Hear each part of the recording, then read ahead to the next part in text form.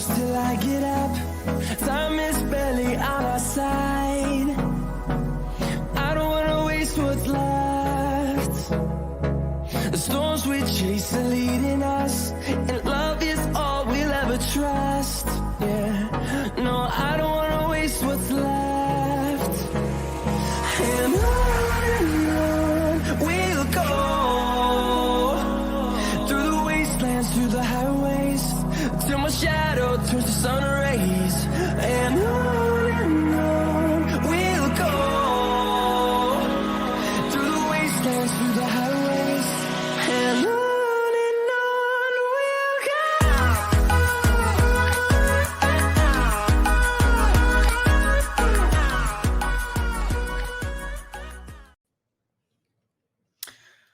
What's going on, guys? Hope you're all keeping safe and well. Back with another transfer deadline day special. Yeah, not a lot's going on, I've got to be honest. In the time that I finished the last stream and in the time that I started this stream, nothing is going on. Absolutely nothing. Obviously, there's 5 hours to go, so it could still happen. Listen, it's happened before with Arsenal where it seemed like nothing's happened and then suddenly it's all kicked off. Do I think we're going to sign anybody? I don't think we are, to be honest. I've got this feeling, this horrible feeling that we're not going to sign anybody.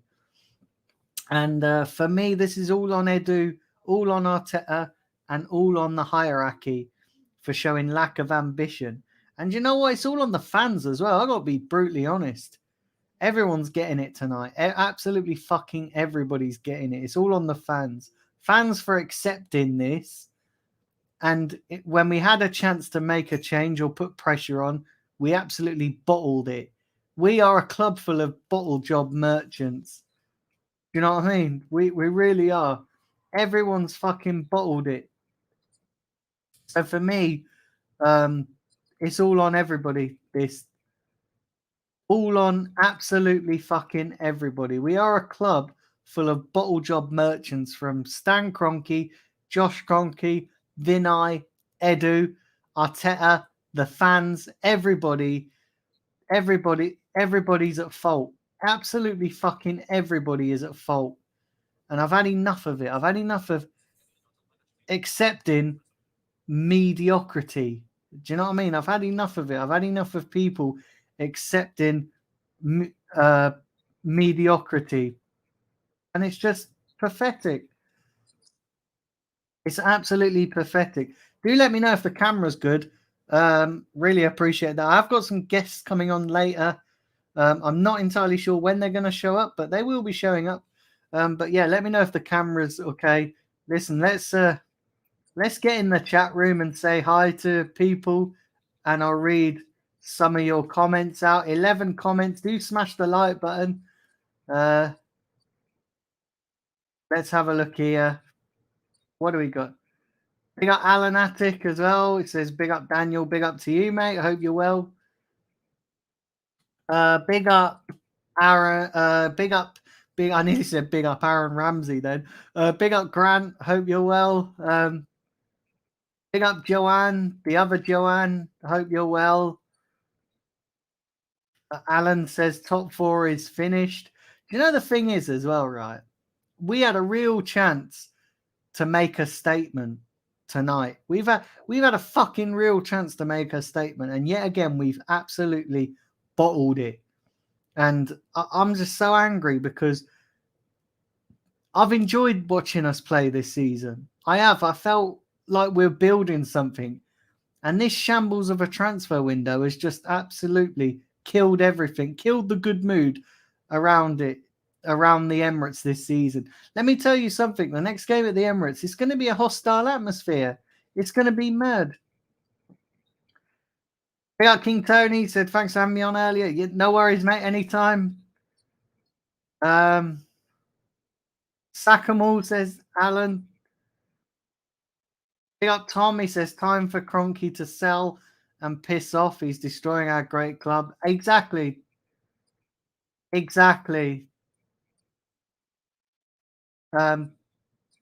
up Fraser McDonald. He says, Be excited. I think Villa are looking pretty good. Yeah, exactly. I'm just so pissed off with this. Honestly, it's mad. I am so pissed off. Mad Max says we're not getting top four now.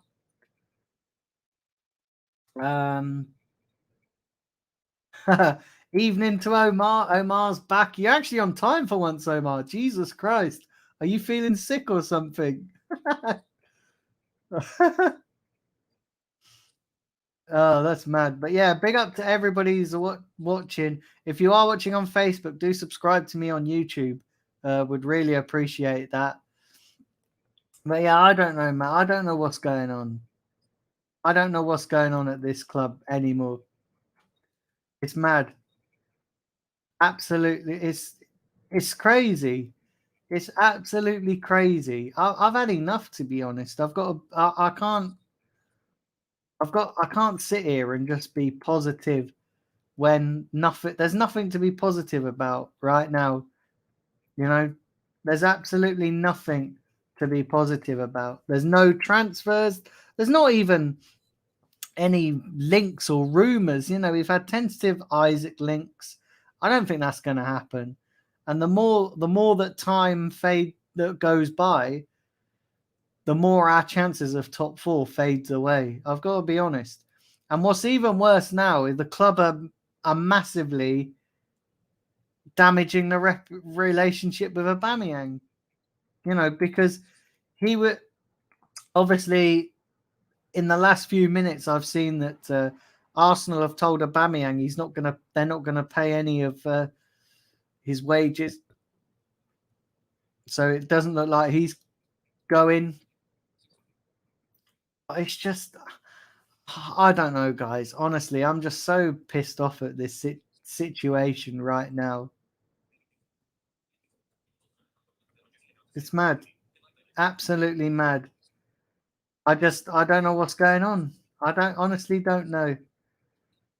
I honestly don't know what's going on. It's mad. It's honestly crazy. It's a mess. It's an absolute mess. And this club right now is a shambles. It's absolutely mad.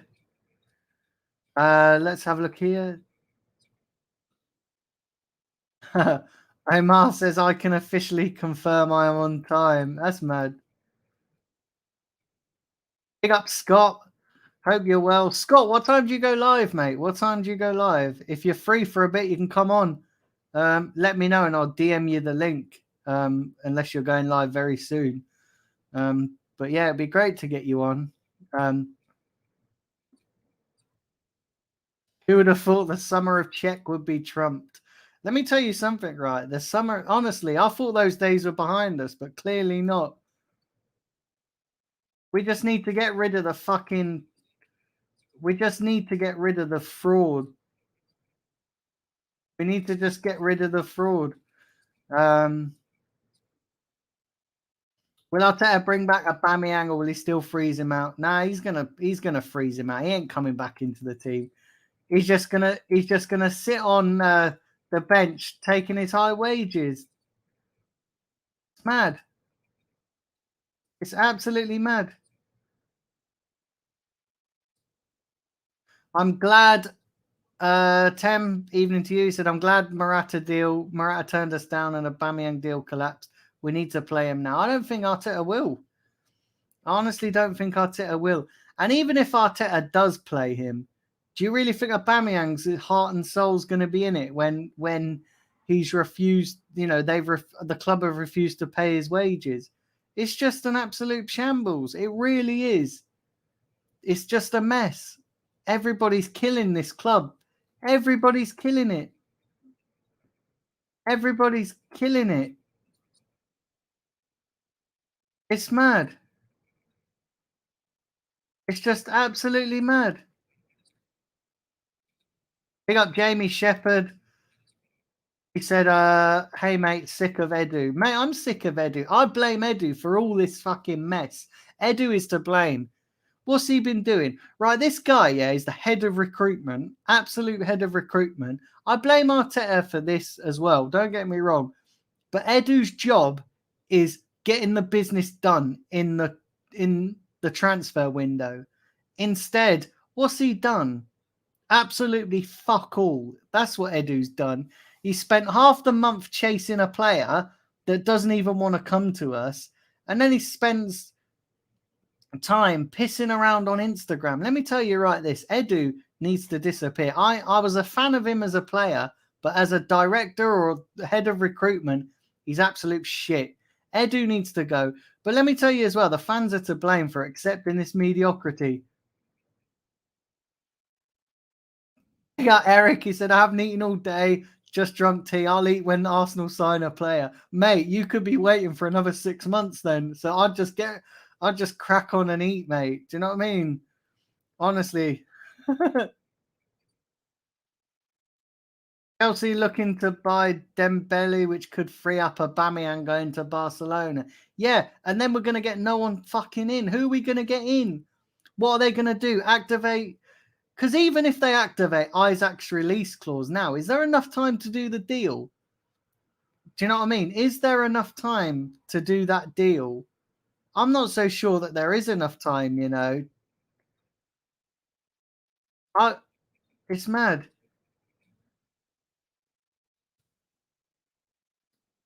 If we want change, stop boycott games, stop buying merge. If we do go to games, bring out the banners. Mate, no one will do it because the moment you bring out banners and the moment you do that, oh, you get branded toxic because there are a section of this fan base that have got their heads so far up their asses that don't see what's going on. They're going, oh, they're just happy to have a day out.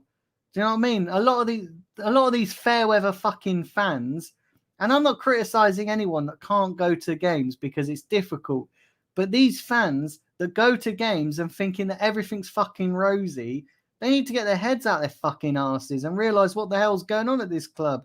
I'll tell you, this fan base will never ever unite. I said it before and I'll say it again.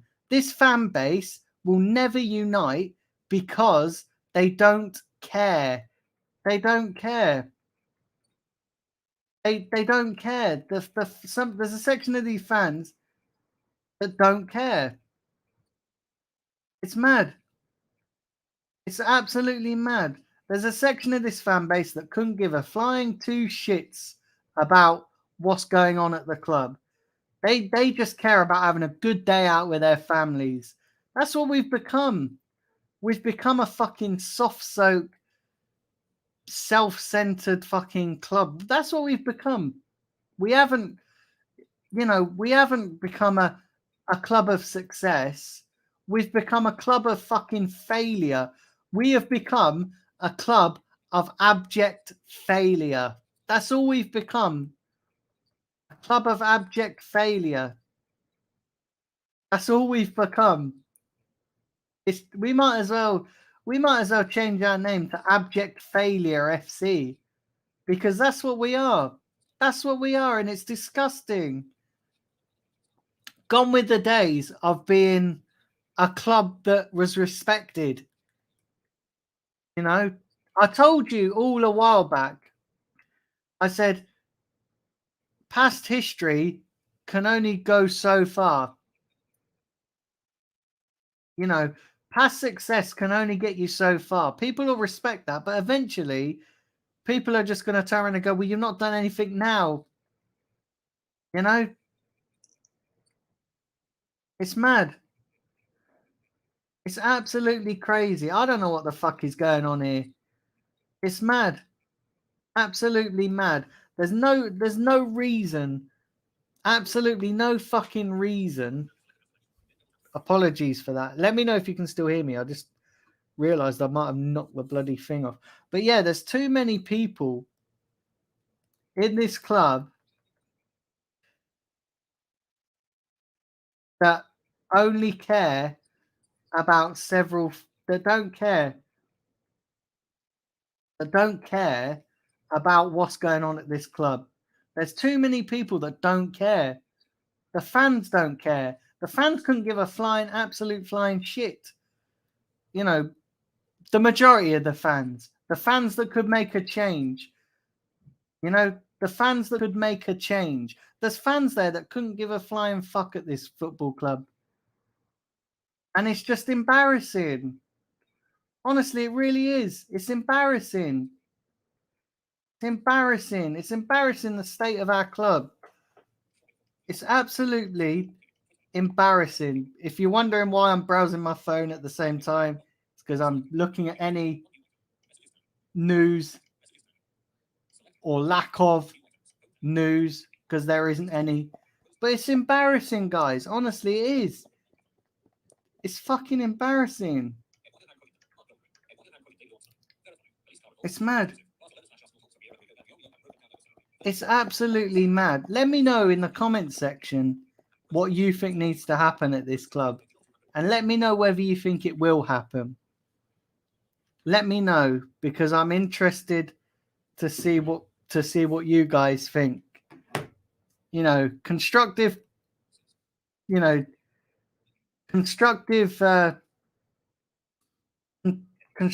criticism. But let me know.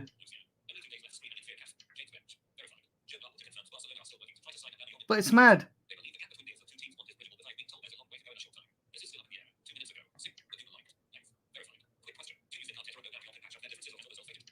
It's absolutely mad. Absolutely mad, guys. I don't know. So apparently,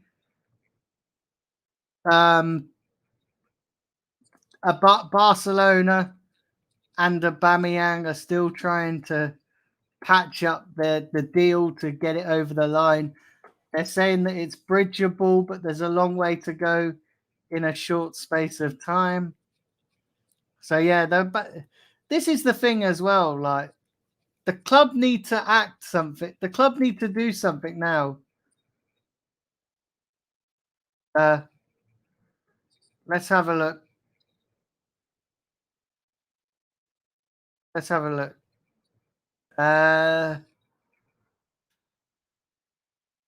Where have I? No, I've read those comments. Evening, Russ. Hope you're well.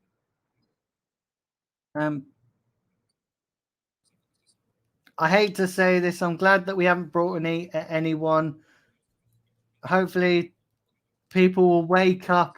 Some of these idiots in the fan base will wake up and smell the coffee. Exactly. Come on, Russ. Come on, Russ. Seriously. I think we all need to get a grip and trust the process. Come on, Russ. Seriously. Come on, you can't be serious. You can't be serious. Let me just sum up what could happen here. If we get an injury to Lacazette, we've got Nketiah for the season. We've got Nketiah. Let that sink in. Eddie Nketiah will be our main striker. If Aubameyang goes, Eddie Nketiah will be our main striker. Who else could you put there? Yeah, you could put Pepe down the middle. You could probably put Pepe on the left, Martinelli down the middle, and Saka on the right. Come on, man. Seriously? Exactly. And Aaron Jones commented the stream, and it's only a couple of minutes in. Looks like it's going to be another transfer window of being linked with everyone, signing no one. Trust the process of going backwards. Exactly, mate. Do you know what? I couldn't agree more.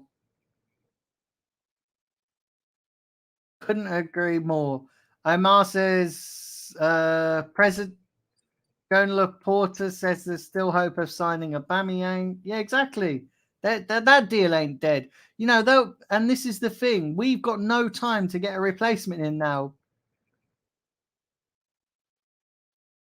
It's mad. Well, no, Lacazette would be our main striker. Yeah, but an Aaron Jones, I'm talking about if Lacazette gets injured. It's mad.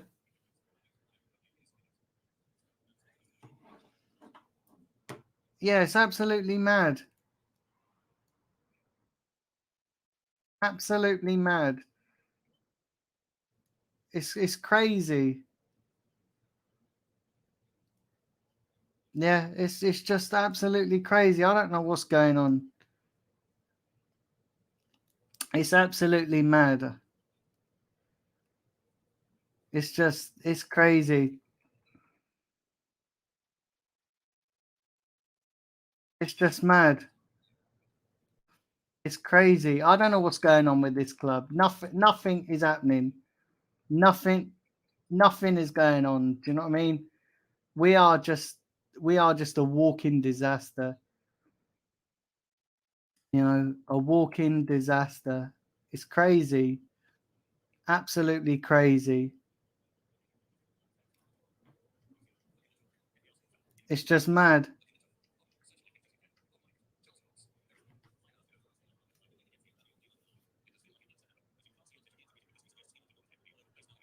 Let's have a look here. What's going on? Um, uh, so yeah, 5 hours.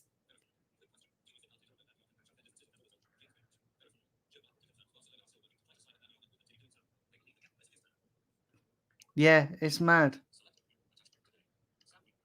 Absolutely mad. It's crazy.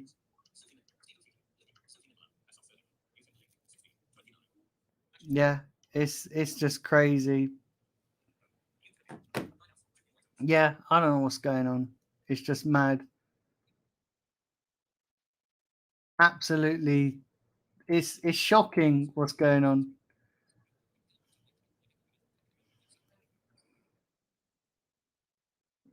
It's absolutely crazy. It's mad. Right, let's read some of these comments. Just got a private WhatsApp message as well, so I'm gonna have to mute at some point. I'm gonna have to mute for a second at some point to reply to that. But I'll deal with that in a minute. Um, let's have a look. Let's let's have a look here.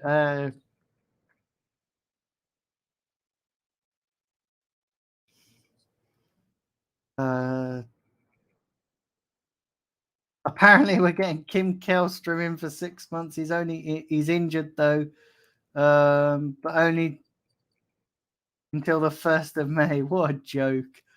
I remember that. I remember that signing as well. You know, back in what was it? 2000. It must have been 2014. That signing was.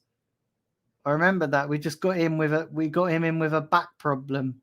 Yeah, I remember that. That's a joke. Absolute joke. It's an absolute joke. It is. It's a joke. It's a joke what's going on at this club. It's an absolute joke. Yeah, it's a mess. It's an absolute mess. I don't know what's going on here. It's an absolute shambles. It's a mess. Right, bear with me a second, guys. I'm going to mute for literally 2 seconds while I dictate this WhatsApp message and I'll be back. So get your comments in and I'll be right back with you. If you see me on the screen and I'm blank, just explain to people where I've got. I'll be back in just 2 seconds.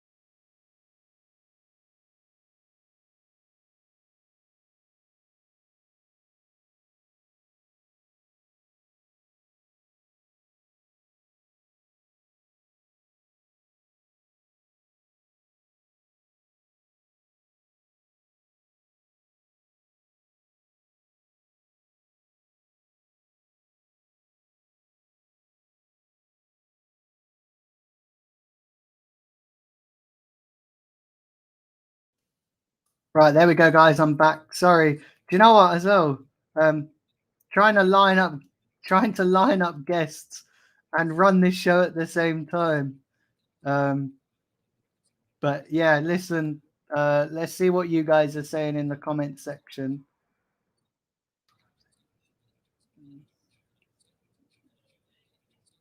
Yeah, it's meant.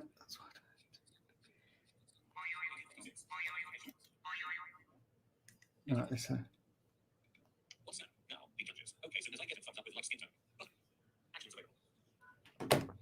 yeah, let's have a look.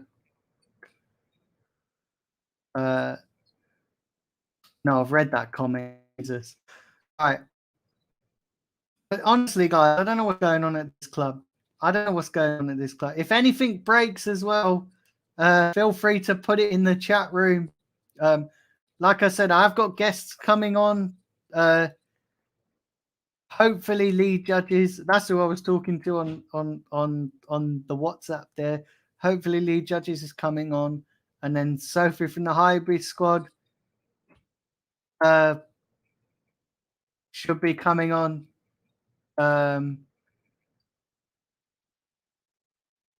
Let's have a look here. Shamak coming back to Arsenal. That's hilarious. I find that absolutely hilarious.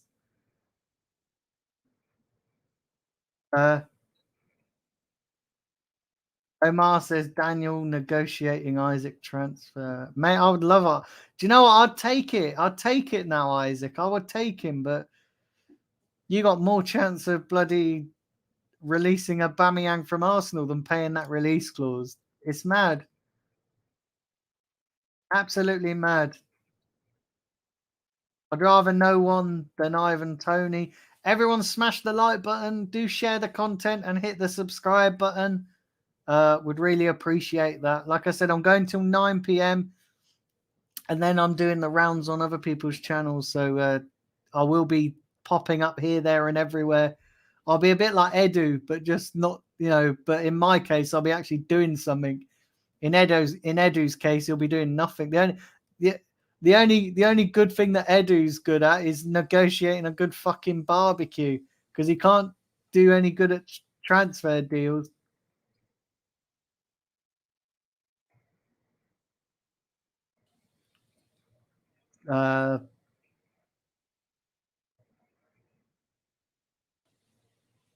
You do realize? Did I hit the mute? Because I don't know, that mute thing isn't working. I did hit the mute button. That's mad. Yeah, yeah. Oh, so I was on. Oh, so what? Yeah. So I muted because I was replying to a message. Yeah, I was muting because I was replying to a message. That's why I'm muting, because I didn't want you guys to. Yeah. But I'm trying to. That's why I muted for a second, because I'm trying to do everything at once here. Do you know what I mean? Run the show and. But it's crazy. It's absolutely crazy. It's mad. Absolutely mad. Listen, there's 16 of you in the chat, so do hit the like button. Hit that subscribe button if you haven't done so already. Like I said, we're on the road to nowhere in terms of Arsenal, but we're on the road to 5K. I've set myself a target of hitting 5K by the end of the season. So let's make it happen. Let's make it happen. I've got some great content coming up. So yeah, listen, that's the target. That's the target. But yeah, listen, it's crazy. I don't know what's going on. I'm keep checking Twitter as well, so to see if there's any breaking news. So at the moment, there's zilch. Absolutely zilch.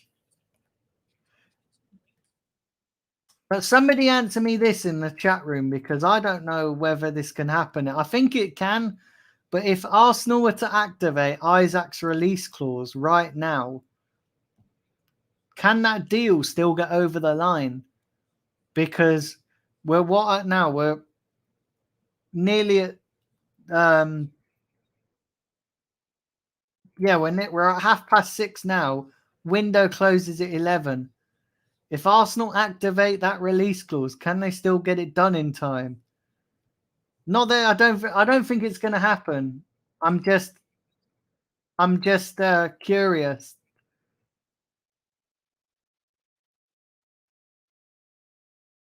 I'm honestly curious.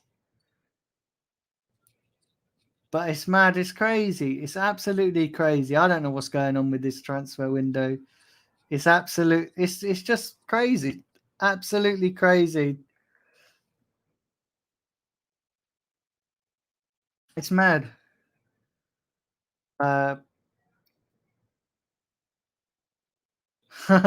Bruno mocking Arsenal. Please do when you're in the Championship. That's crazy. But yeah, somebody put in the chat. Can you still negotiate that deal? You know,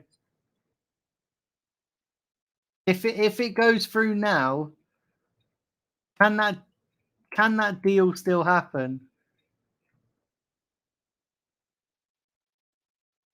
But look, there's 15 of you in the chat. I appreciate all the 15 of you that's actually still stayed watching. And thank you to everybody that tuned in earlier on my deadline day stream. Really appreciate that. I say the road to 5K continues, doesn't it? It continues. But yeah, there's not a lot going on. Let's have a look here. Let's have a look. What's going on? Let's have a look here if there's any breaking news. Breaking news. It's mad. It's mad. Absolutely crazy. Let me pop this in. Hold on one sec. I'm gonna pop this in here. And then I'm going to look to see if there's any more transfer news. Apologies if you can hear my speech talking. I realise that's not very professional, but there's no copyright on voiceover. Right, let's have a look here. If there is any transfer news. Not that I think there is any. I think it's just going to be the same old trollop trite that it has been. Let's have a look here.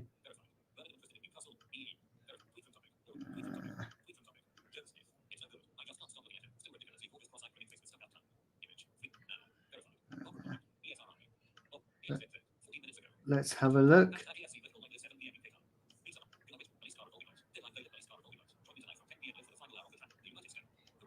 Let's have a look.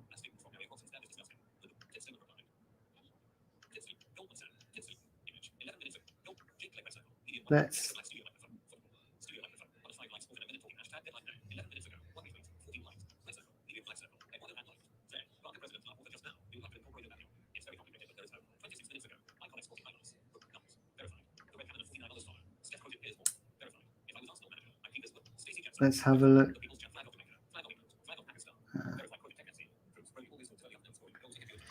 Yeah, so not much. It's all about Aubameyang going to Barcelona. It's all about Aubameyang going to Barcelona. Currently 18 of you in chat. Do smash the like button. Would really appreciate that. Do smash the like button and subscribe. I'll get back into your comments now. But yeah, there's not a lot going on, guys. Honestly, there's not a lot going on. But obviously I'll bring it to you if it changes, or you'll probably bring it to me. It's mad. Let's have a look.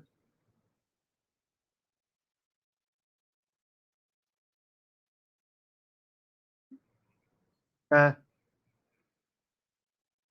big up, big up.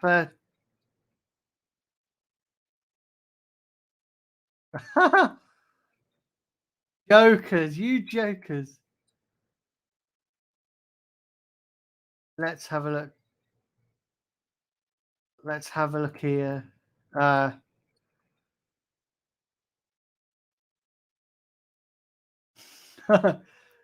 jokers, absolute jokers.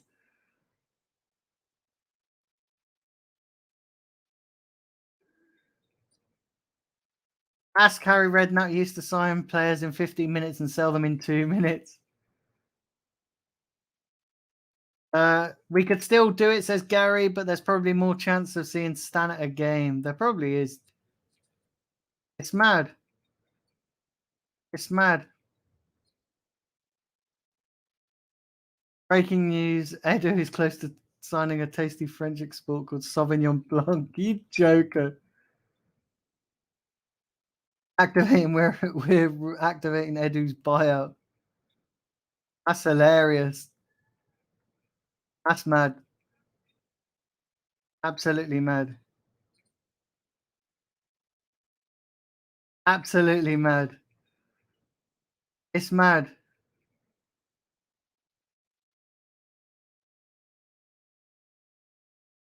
Ornstein, David Ornstein says we're trying for Isaac. Where is that? Is that actually happening?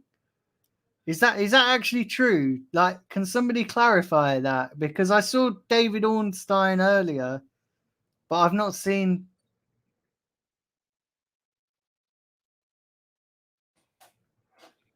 Is that an Aaron Jones? Yeah, I see your comment, and Aaron. I see your comment. I get your point. I get your point. Listen, I get your point that you're not a fan of Charles Watts. But is that true? Is that true about um, Ornstein that we're still trying for Isaac? Because I've not seen him tweet for ages, David Ornstein. Yeah, I've not seen David Ornstein tweet for ages. Is somebody clarifying that? Is that true? Yeah, is that true? There's currently 18 of you in the chat. Honestly, I'm really impressed with the numbers actually. There's 19 of you in chat. Big up yourselves. Do hit the subscribe button. And hit the subscribe button as well if you're new. Please smash the subscribe button. 19 of you in the chat. So yeah, do smash the like button. Like I said, Lee Judges is coming on soon, and possibly Sophie from the Hybrid Squad soon. So yeah, I have got some guests come on. It's just waiting for them. They're gonna pop on whenever they can. I've said there's no set time limit, so just pop on whenever they can. But is that true about David Ornstein? Somebody clarify that, because I'm not seeing it.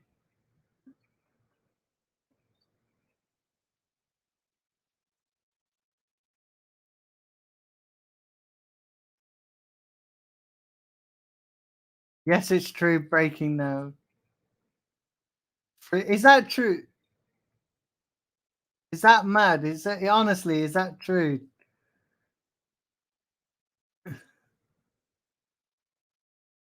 Ornstein tweeted about Jesse Lingard. That's what I thought. I've not seen it.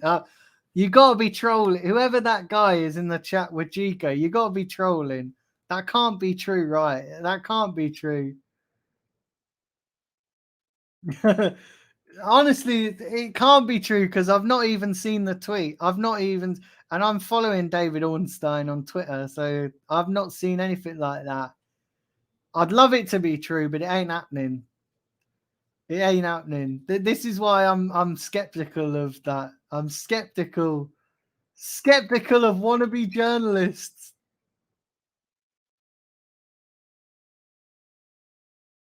Big up Yo Yo. um,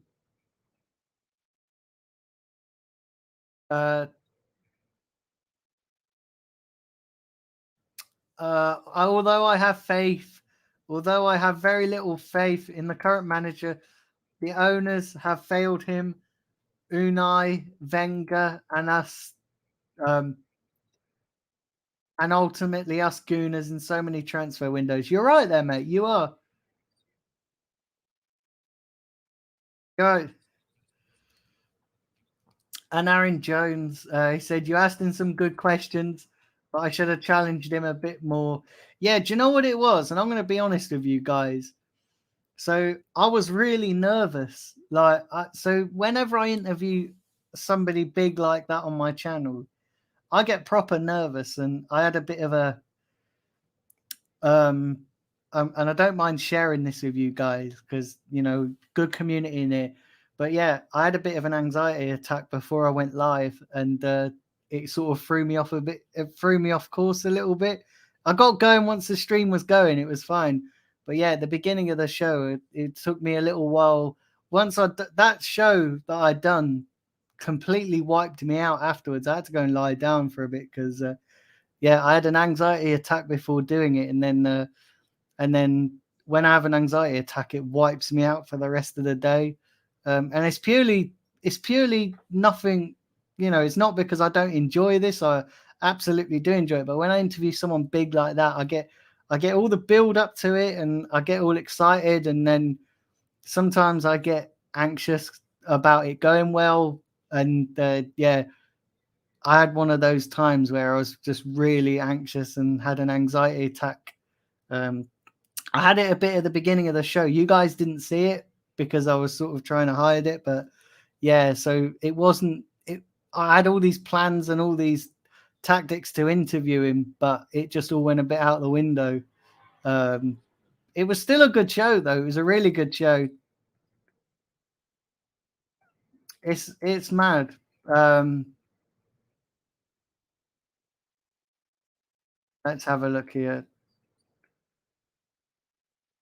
Big up big up Jonathan. Hope you're well.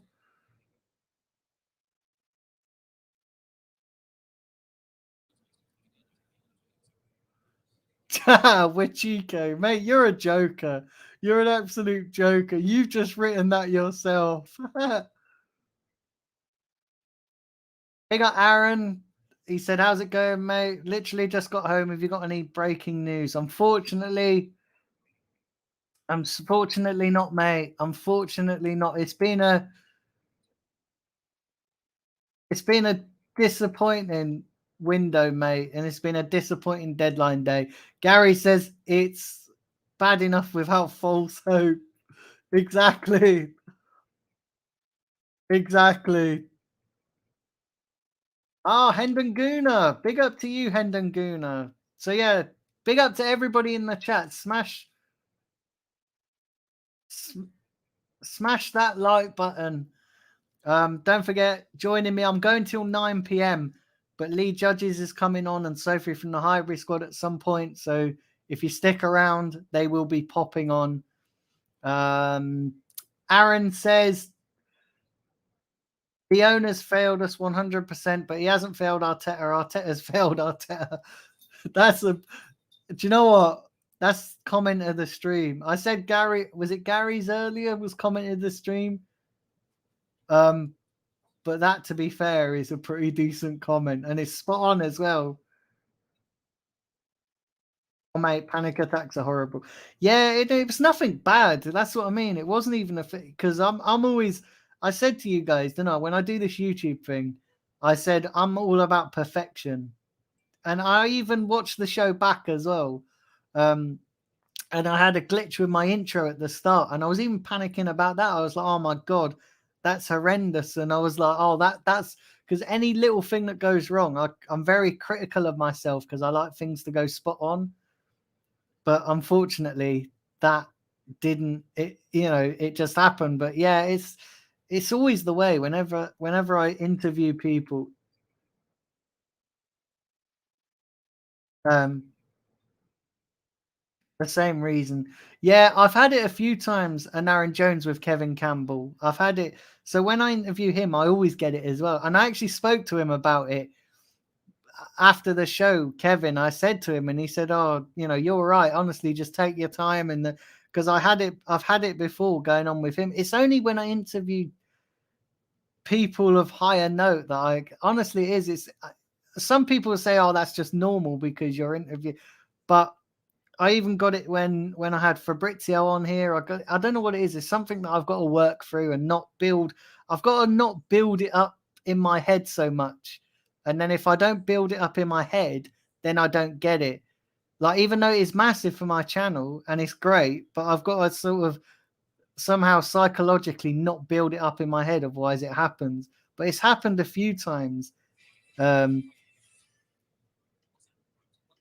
It's happened a few times. And it is stressing. It's trying to controls us,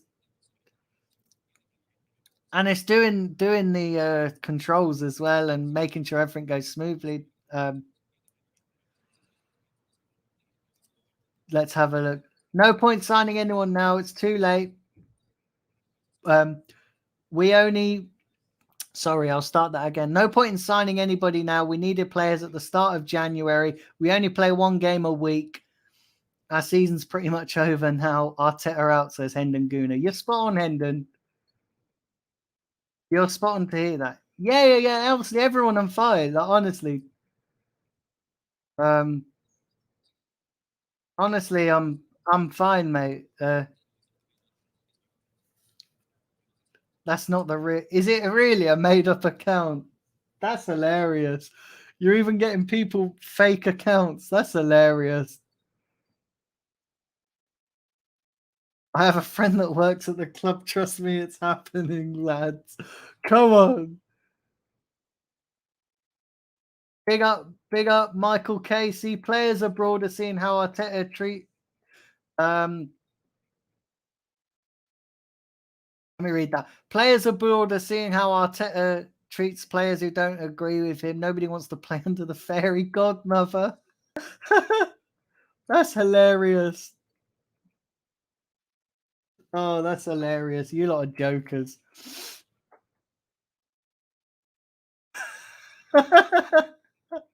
Big up Stephen Davis. Come back at me at 9 p.m. Oh, you jokers in the chat. Absolute jokers. That's understandable because in some ways it shows humility. David Ornstein also sounds like a Muppet, as does Chris Weekly. Hashtag Isaac. Sorry, am I trusting you? You jokers in the chat. You jokers. It's mad. It's mad. Oh, God.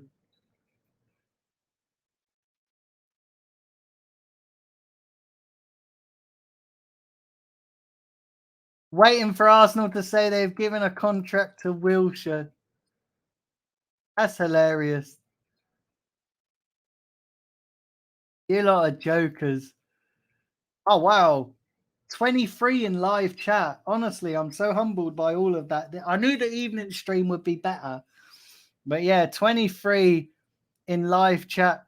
25, and we've only been going an hour. So do hit that like button, guys. Hit the like button and subscribe if you haven't done so already. Get your comments in. Don't forget, Lee will be joining me soon. Lee Judges and Sophie from the Hybrid Squad hopefully will be coming on. But yeah, honestly, guys, get your comments in. If you're watching on Facebook, please come over and subscribe.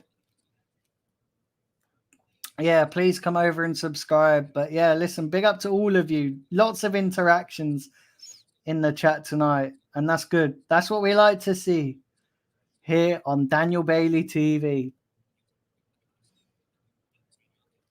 Right, let's have a look. Let's have a look. I've read that comment. But yeah, do smash the like button, drill the likes. Would really appreciate that. Like I said, going on till 9 p.m. Let's have a look. Let's have a look here.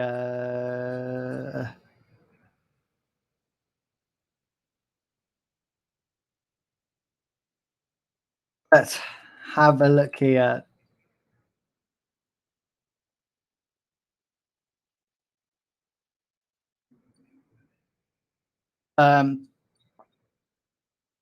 Waiting for Arsenal to say that they've given a contract to Wilshere. This club is getting worse, says Steven. Do you know what? I actually think that would be mad. If they give a contract to Jack Wilshere, oh my God, I'm just going to... Oh, I feel like banging my head against a brick wall. When the music... oh, when the music... that comment's just... oh, that comment's just... oh, God, that comment. That's hilarious. I can't even read it out. That's hilarious. When the music stops, I can't even read it out. But that's just when Arteta. Oh my God! When the music stops, Arteta will be the one left without a chair, the wet quilt. That's hilarious. That is comment of the stream. Oh, that's made my eyes water. That is so funny. Oh my God. Oh, that is just that is the funniest thing I've read all day. That is oh my God. That comment got me. Michael, that comment got me. Big up Aaron says good evening, Daniel Legends.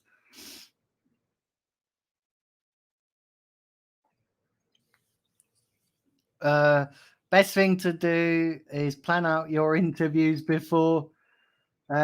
Make notes of questions. Make notes of questions and do a few rehearsals. Do you know what? I've done that before, Hendon, and that's actually made it worse because I've been thinking about it. That's the thing. When I have time to think about it, if I just I've done it before where I've not thought about it and just done it and it's been fine. But when I overthink it, that's when it gets worse. So like I've been doing that a few times where I've just been practicing and playing over out in my head. But that actually, for me, it actually makes it worse because I'm overthinking it. It's when I don't overthink it is when it's fine. Big up Richard Singh. Hello from NZ. I take it is NZ New Zealand. I'm pretty sure it is. Big up Mike Smith. He says, I think we'll get Isaac and Arthur. I don't think we'll get either of them, to be honest. It's not looking great, is it? Nothing's happening. Isaac is looking to be the only signing, maybe. Nothing's happening with Isaac, though. I don't know where you guys are getting your information. Isaac is not happening.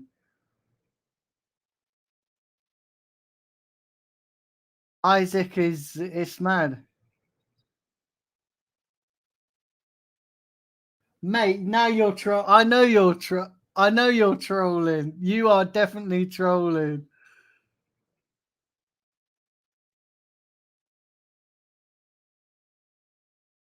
Alba Tabasa didn't go through. He returns to London. I think it's still ongoing, mate. It's still ongoing. It's mad. Grant says, what are your thoughts on Ramsey joining Rangers? He upgrades our midfield to the next level. Mate, it's good for you guys, yeah. No, you got a good bargain. I think you'll do well in Scotland. Yeah, it's mad. Absolutely mad. Arteta, Edu, Vinay out. Yeah, that's right. Although you called him Vinny. He's more like a Vinny than a Vinay because he's absolutely fucking useless. I mean, the Arthur deal died, says Wijiko.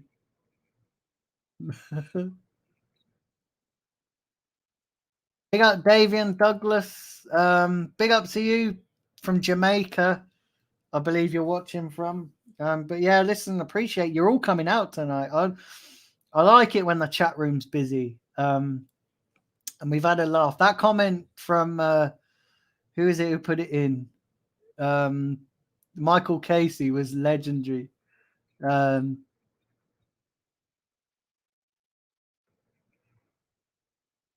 Honestly, it was a.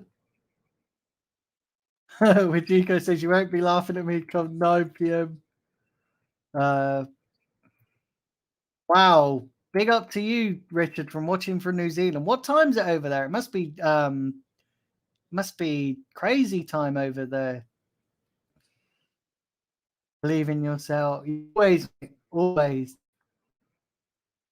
Mike says we always sign players out of nowhere on deadline day. We'll get.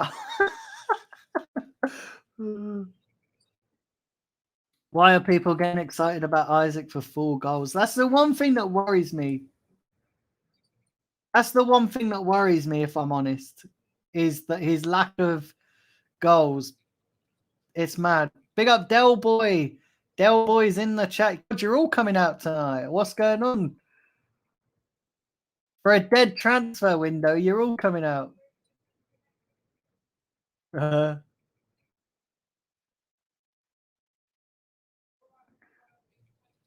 one positive I can take from Arteta and Edu not signing anybody is that they'll be sacked in the summer. Kroenke's not willing to give Arteta and Edu any more money. Exactly. Be interesting to see if they do sack him.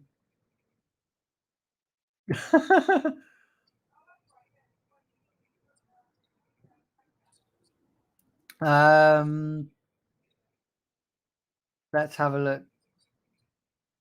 7:57 a.m. Wow, that's mad. But big up to you for watching. Honestly, that's insane. You guys are legends. That's mad. I'm in constant communication with contact at the club. Who is your source? Come on, reveal your source with Gico. Reveal your source. Come on, then. Who is it? Who is it? Who is your source? Reveal this. Reveal this source because I'm not convinced. I'm not convinced. 23 in chat. Big up to you. Wow, there's loads of you in chat. Honestly, that's mad. Honestly, that is absolutely insane to have so many of you in chat. And it's already got 4 people reacting on social media. If you are watching on Facebook and Twitter, please do subscribe to me on YouTube. Would really appreciate that. But yeah, please do subscribe to me. Would really appreciate all the love and support. Trying to get to 5K on YouTube. 5K is the dream. And that's the challenge I've set myself by the end of the season. But yeah, everybody do smash the like button, smash the subscribe button. Pump the likes up, guys. Everybody drill the likes. Would really appreciate that.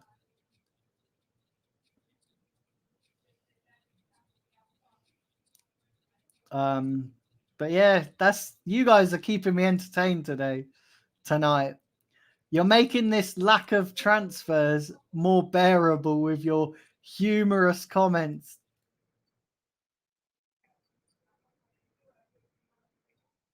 It's mad.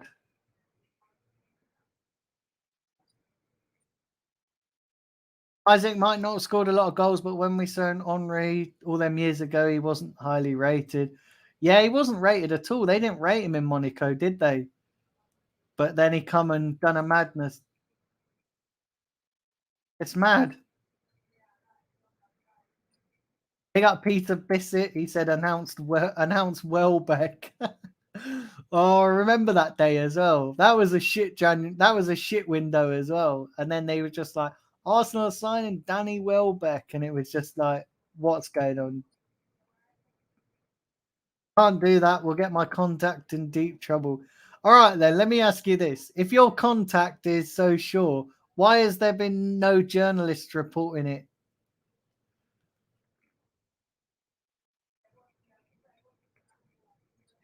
It's mad. You guys are jokers. You guys are jokers.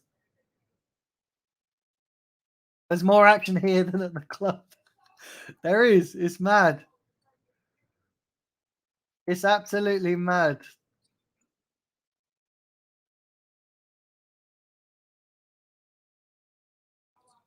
So it looks like we're not going to sign anybody. It's going to be wait till the summer. What's going to happen? And what are all these journalists going to say when we do sod all in the summer? Says an Aaron Jones. That's a good point, to be fair. That's a good point. It's mad. It's a mug. It's a mugs game, isn't it? It's a mugs game. Arteta signing 4 cones for the summer. For the midfield, sorry. Arteta signing more cones for the midfield, says Stephen. That's mad. That's mad.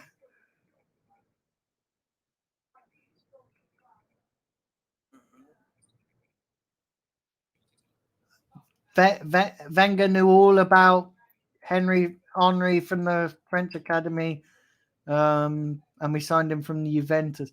Didn't he come in? Yeah, did he come from Juventus? I thought he came from Monaco. Do you know what? It's such a long time ago, and Arsenal have addled my fucking brains that I forget even our great history. Do you know what I mean? It's mad. Media only get told what they need to be told. Mate, it's not.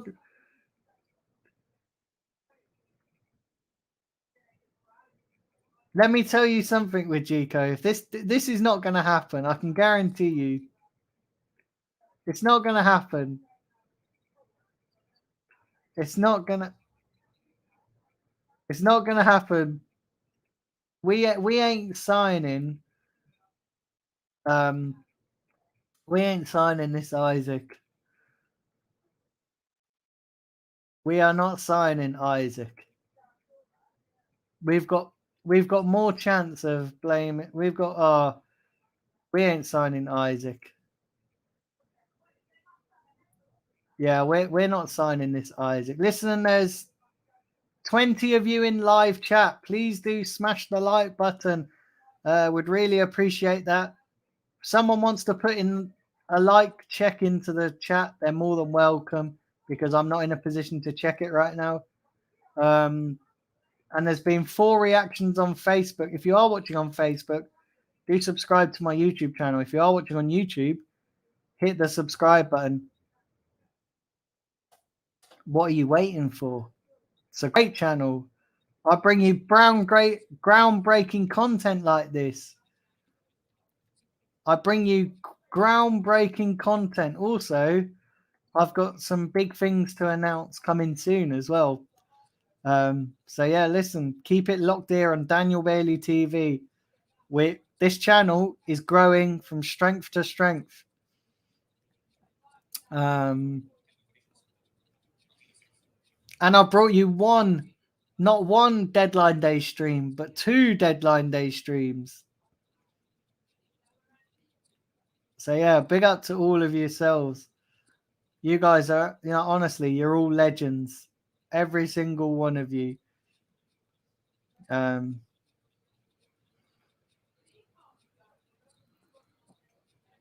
yeah, do fire in the comments section.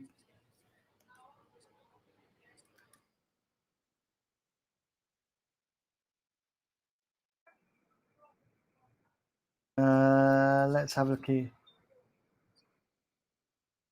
Wajiko says you should get me on the show. Where are you from, Wajiko? Where are you from? That's a Gunnosaurus signs a contract extension. What about Douglas Luiz from Villa, says Ryan? We've been linked to.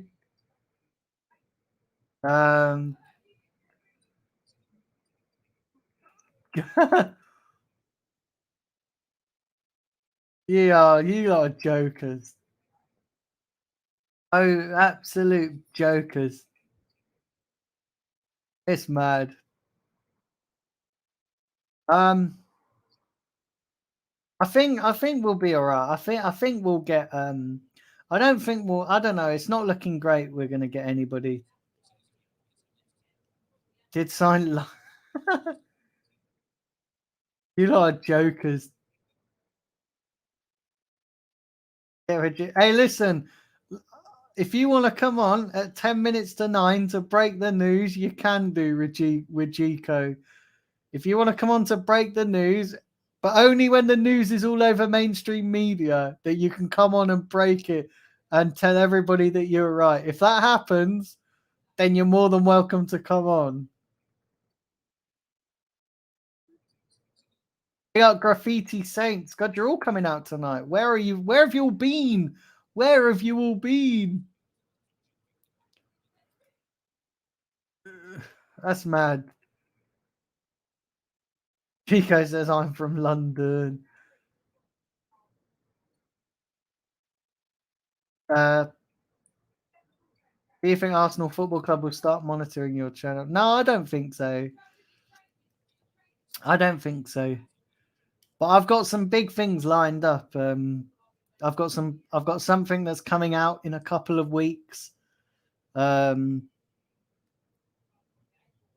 something that's coming out, and then I've got a few things in the pipeline, which obviously I can't talk about right now because I don't know what's going on with them. But yeah, listen,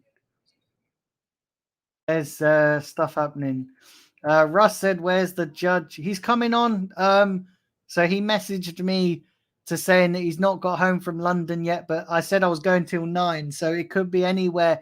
It could be anywhere. There's no set time for him. But he said he's not back from London yet, but he said as soon as he gets in, he's going to come on. So he is coming on. I've messaged him. That's who I was sending a WhatsApp to earlier, actually. But yeah, he's coming on. You guys be patient. You have to all be patient. See, that's a reason to stay tuned in. Jane Duff. You gotta be you lot are jokers. You gotta. Wajiko lives at the Emirates Stadium. There you go. Go check Twitter about my update on Aubameyang. Fabrizio just tweeted. Not about Isaac though. Everyone knows about Orba. Come on, Aubameyang. Everyone knows about Aubameyang. Everyone knows about Aubameyang. That's not news, is it? That's not news. That's not news. You lot are jokers. Oh, you lot have entertained me tonight. You lot have entertained me. You lot have absolutely entertained me. But listen, there's 16 of you in the chat. Do smash the like button. Smash the subscribe button. Would really appreciate that. And also, please hit that share button. Hit that share button. It's so important. It's so important for you guys to hit that share button. Like I said, this channel is growing from strength to strength. My aim is to get to 5K. If I can get to 5K by the end of the season, if I get to 5K by the end of the season, it'll be madness. But yeah, listen, there's 19 of you in chat. 19 of you in live chat, so please hit that like button, hit that comments, hit that comment. Would really appreciate that. And hit the like button. I'm going to check Twitter, see if there's any news. Let's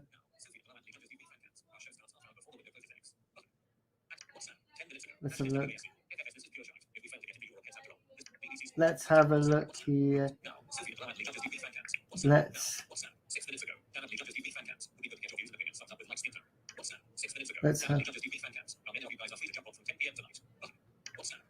have a look. Right, I've just got to mute you all for just 2 seconds while I send another voice message. Will I send another message? I'll be back in 2 seconds.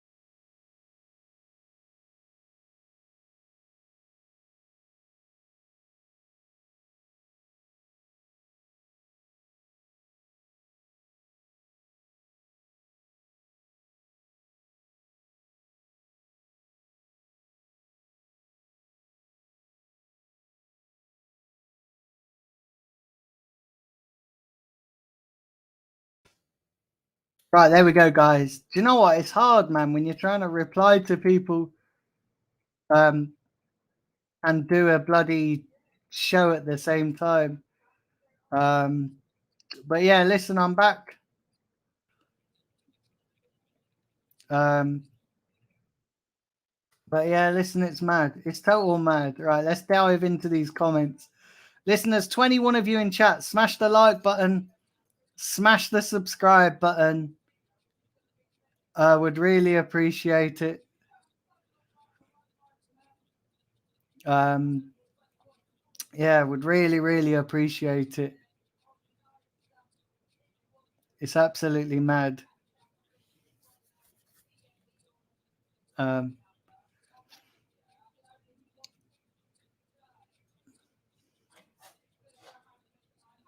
yeah, do smash the like button, guys. Do smash the subscribe button. Keep putting your comments in as well, because I'll read them out. Let's have a look here. Let's have a look here. What's going on? Let's have a look. Right, there we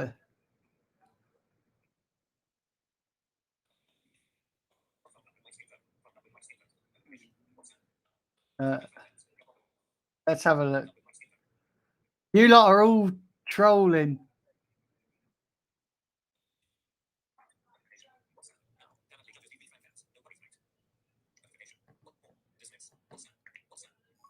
You lot are all trolling.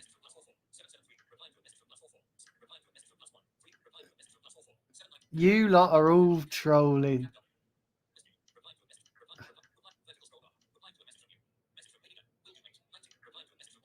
It's mad.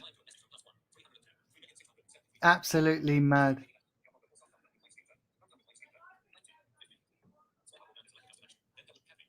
Gus Caesar coming up. Wow. Go and check Chris Weekly. What's he said? What's he said? Come on.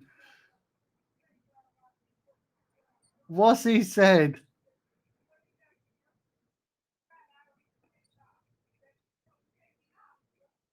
I put in the chat about Auber all before the big accounts. Big up Danny Toy. Do we know anything yet on incomings? Not yet, mate. Not yet, mate.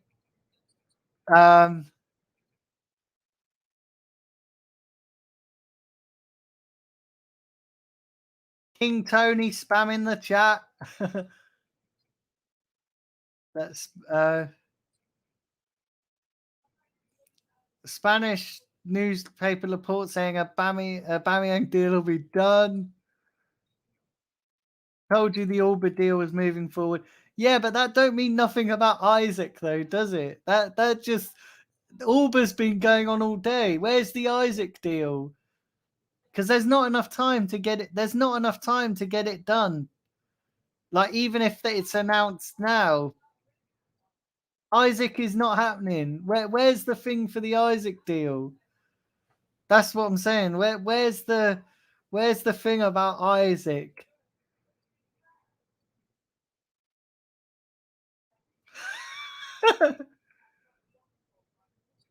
Big up Bargav. Oh, I've missed you, Bargav. Hope you will. Oh well, at least we're keeping Xhaka as we need red cards. Please give Witchy no incomings. Happy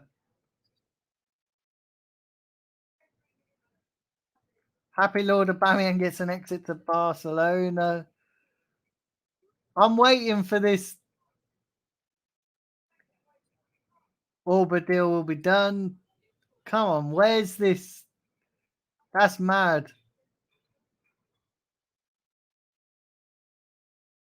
There is enough time because it's a release clause. Yeah, but what about the medical and all that? You got to do the medical. What about the medical? No, there's no time. There's no time because what about the medical? You've still got to fit in time to do the You've got to do the medical. You've got to do the medical before the deadline. I understand. As long as the letter of authority gets signed to pay the release clause. Remember the party deal. Yeah, but party was announced earlier in the day, so they had loads of time to do it. We're what time are we on now? 7:18, and it's still not happened. Argav says, I think medical can happen after deadline. You can also get an extension. Terms got to be agreed. Oh, you come on, I don't know. You lot are mad. You lot are crazy. You lot are crazy.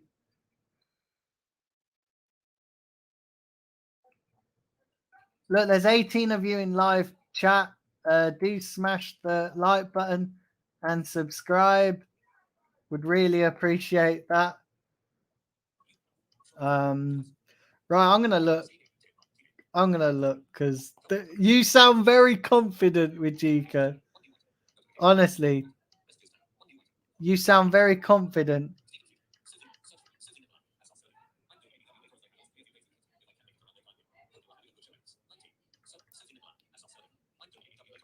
Yeah, that's mad.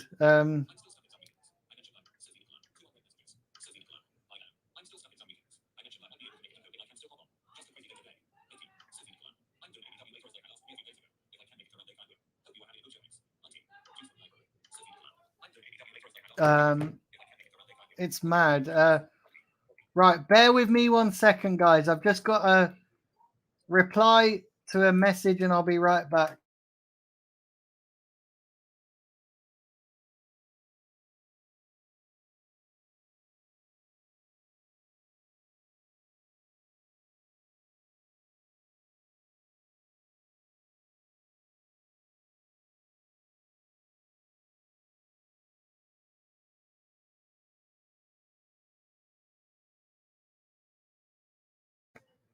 Right, we are back now. I realized I didn't hit the unmute. Apologies, guys. Lining up guests. So Sophie could be coming on around 8 p.m. potentially. So she could be here around 8 p.m. Like I said, I'm going to keep going until 9. I might go a bit after 9. If the chat's flowing like it is, I'll stay on. And anyway, this Rajiko, you've got me You've got me now until no. I want to see if this don't come true, mate. I tell you what, this better come true. This better come true. If this don't come true, mate, you've put yourself right out there. And if this don't happen, explanations are going to be had. It's explanations, mate, are going to be had by you. Honestly, it is. 17 in live chat. Do smash the like button and subscribe. But yeah, big up to everybody. So yeah, do smash the like button. Like I said, if the chat box keeps flowing as it is, I'll keep going. I'll keep going till about 9 o'clock or just after, and then I'm gonna have to jump off because I've got to do. I'm doing Lee Judges TV at 10 p.m. or just after 10 p.m. So yeah, it's mad, absolutely mad.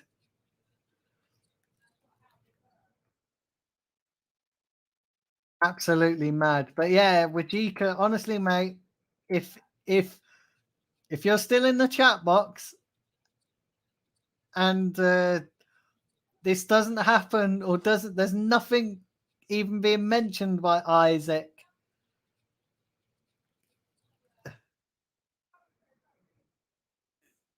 It's mad, mate. It's absolutely mad. But yeah, guys, do get your comments in.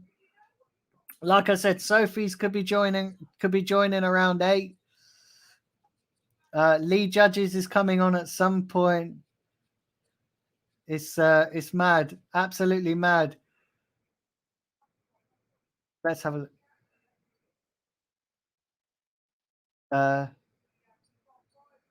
Apparently, Laporta. Have I read?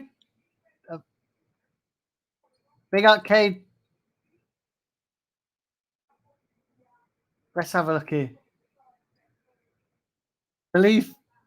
Vijiko says, believe me, it's coming. I cannot wait. Medical in the summer, sweet. Party deal was announced at 10 p.m. last time. No, it wasn't. It was announced at no. Come on, mate. They were all reporting it at midday. At midday, it was announced. It was no way 10 p.m. No way 10 p.m. Yeah, come on, man.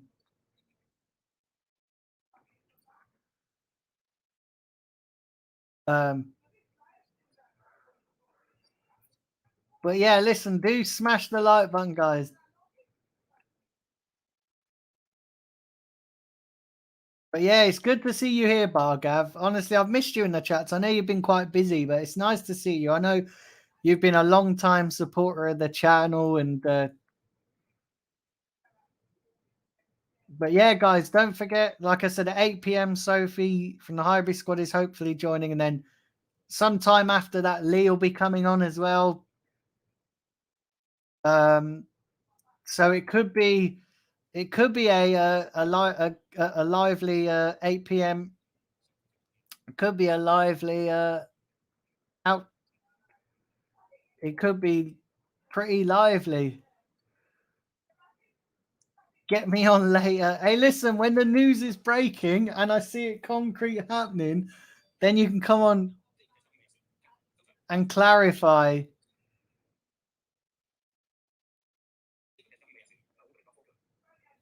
Ivan Toney to Emirates, 36 million rumor. You're all. Come on, you're all trolling me now. Cade Blackman. Oh, it's mad. You guys. Harry O'Sullivan says, trust the process. Big up to you guys. Honestly, I want to take this opportunity, and we're almost into the second hour, so I want to take this opportunity and thank everybody that is on here now. That is honestly, you guys are absolutely fantastic. Honestly, every single one of you that have tuned in tonight, this stream has been fantastic. The chat box has been lively. You guys have been amazing. We're not going half a season with just Auber, without Auburn, just with Nketiah and Lacazette. Once Auber is announced, and so will Isaac. Yeah, but we still got to do the medical.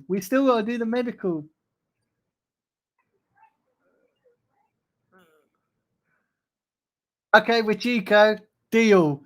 He said, right, Daniel, if my info is right at 9 p.m., I'll get you on the channel. Absolutely deal, mate. Absolutely deal. If your information is spot on and it looks like it's happening, you can come on the channel. And you know what? I'm even going to stay on a little bit past 9 p.m. just to give you a chance for your deal to go through. I tell you what, deal. If it's correct, you can come on. Try and get Kenny Ken on. Yeah, I've asked a few times, but he's been busy. I've asked I've asked a few times. Aaron says, "What's going on?" I must have missed a bit of the conversation. Hey, listen, Aaron, mate, ask Rijiko in the chat there. He seems to know an awful lot. You guys are entertaining.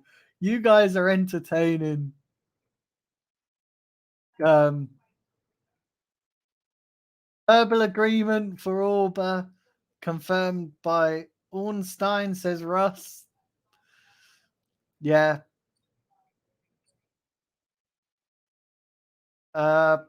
Big up, Steve, the Arsenal Misfits. Great to see you. I think it's in the evening chat. Sorry I ducked out for a while, but working. No worries, mate. Honestly, spot on. Absolutely spot on, mate. Spot on. It's fine. I understand everybody's work. I know you're over there in Canada, aren't you? So you're on US time. So yeah, no worries. Honestly, it's fine. Absolutely fine. I can't believe this.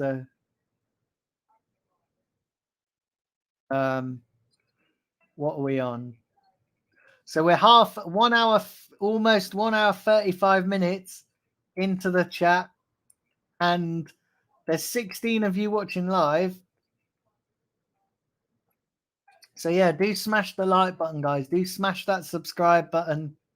If you are new to the channel, please hit that subscribe if you are new to the channel. And if you haven't, please share. Please share the channel around. I would really appreciate that. And absolutely crazy. But yeah, honestly, I want to see this news if it is true, because right now I'm probably your biggest skeptic, Rajiko. Oh, you lot are mad. You lot are crazy in the chat box, but that's why I think you guys are great. Absolutely crazy.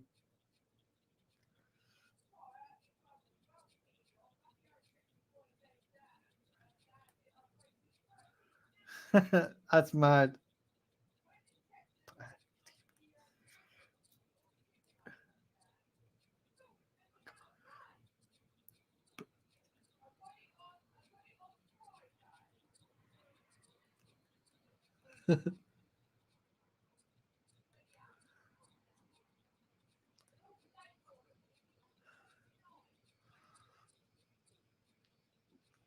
Oh, you lot are crazy. Absolutely mad, the lot of you.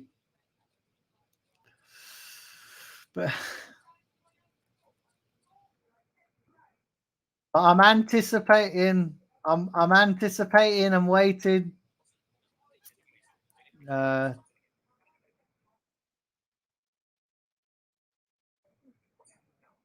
uh, Rodrigo says, "Don't panic, it's coming." How confident are you? All right then. If you're confident, how much money would you bet on it that you're confident? If you're that confident, how much money would you bet on it? Think about it. We had to get Auber off the wage bill first. I don't know. How confident are you? Because I don't know. I'm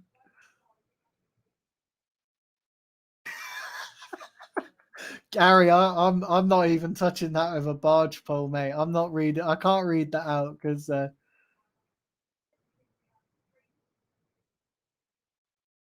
my source says we've already inquired about an extension. All right then. Let me ask you this: if you're so sure, why didn't we do this earlier? Why are we only doing this now? If you're so sure, why didn't we do this earlier?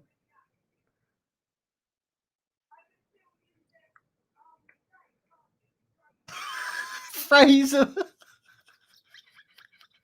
Oh, Fraser said, I'd say be excited. Arteta's just be.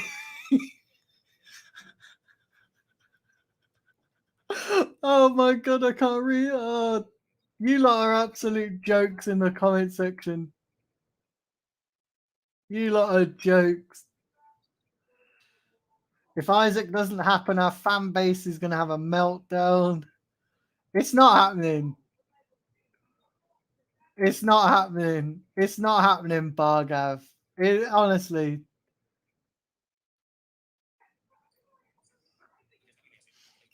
What's your thoughts on Mason Greenwood if the audio's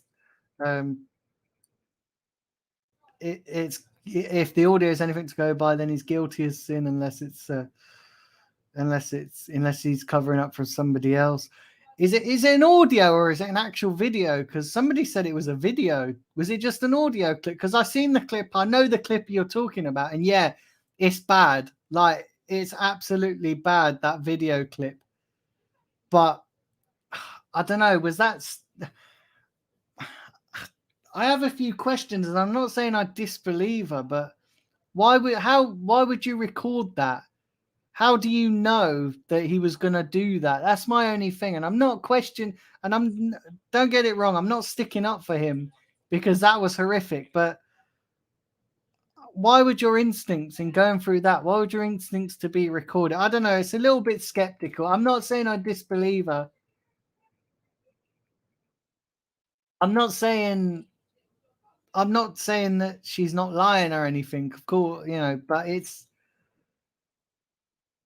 we need to sort of, I don't know, if it's true, and if the audio clip is true, and obviously it is, because I've heard it, and it's honestly, it made me sick listening to that, to be honest. Like honestly, I had to stop it halfway through because I was like, I can't, that's just wrong and disgusting.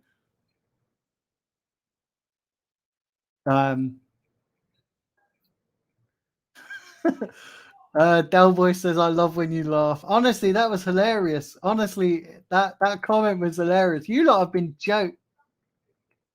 I heard it was an audio. Yeah, it's absolutely mad. King Tony says, Daniel on the laughing gas. Honestly, it was hilarious. It was absolutely hilarious. 17 of you in live chat. Do smash the like button and subscribe. According to Rajika,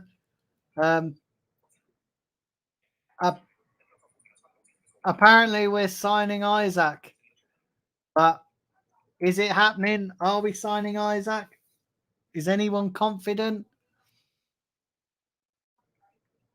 I'm not so sure. But according to Rajika, we're signing him. But listen, is it happening? I don't think it's happening.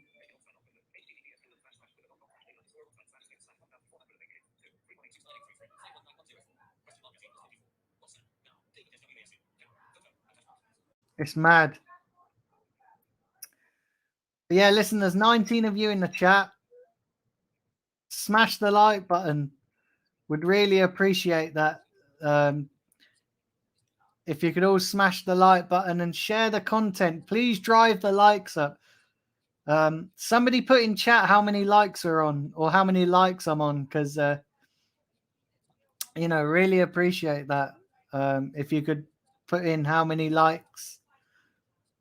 But yeah, according to Rajika, we are close to signing Isaac. But apparently it's not positive, is it? We're not I'm not positive, but apparently he seems very confident.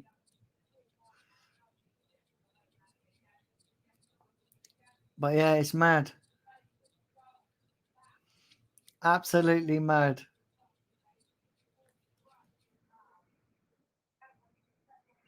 But yeah, do smash the like button, guys. Do smash the subscribe. Really appreciate all you guys being on. But yeah, do smash the subscribe button.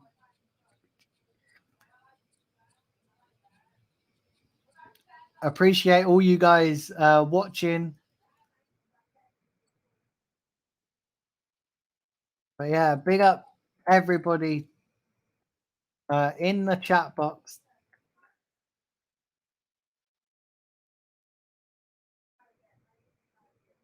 Let's have a look here. She recorded it. Fair enough. Fair enough. Yeah, that would make sense. Yeah, that would make sense. And I'm not saying it. Look, it was horrific. Actually, it really was, and he should get all what he's coming to. It's coming to him. But to me, like, if they're going off the audio clip, that's bang to rights, because you can hear her clearly saying no, and yeah, that's mad.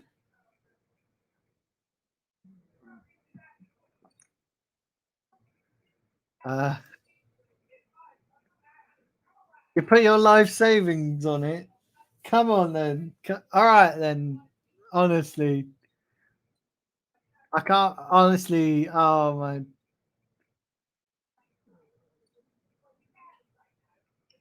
$32 likes. Come on, guys, drive the likes up.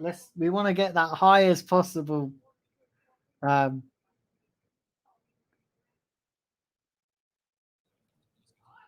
Yeah, what is with all these footballers, past and present? I agree, Aaron. They all need bloody, because footballers are icons.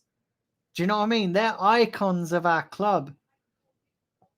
They're icons of our sport. Sorry, not our club, because obviously we're not bloody Man United fans.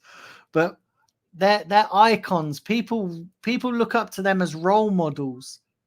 Do you know what I mean? People look up to them as role models. So they need to be held into higher. They need to be held into account.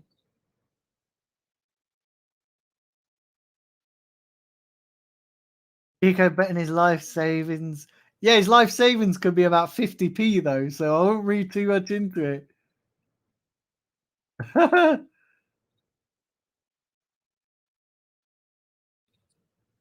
David Orstein's tweeted 6 month, this 6 month plus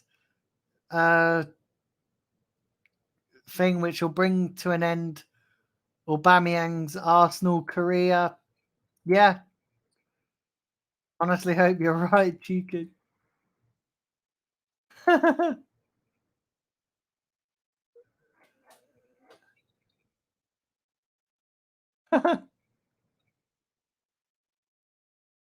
Omar says, I would like to officially announce my return to the chat.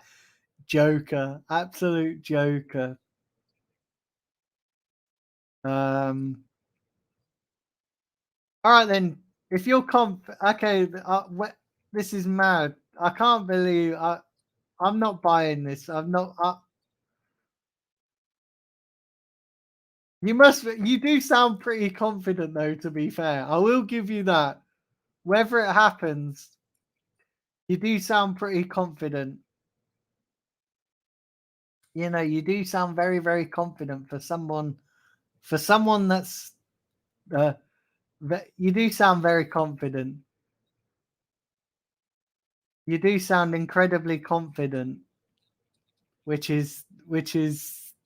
I'll give you that. I'll give you that at least. You sound very confident, but it's easy writing on a keyboard. It's easy writing on a keyboard. But honestly, it's mad.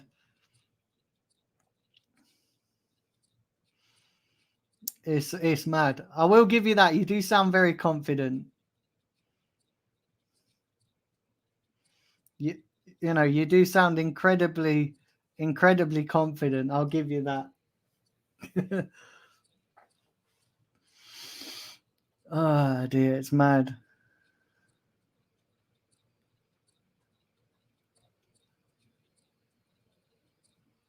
Absolutely mad.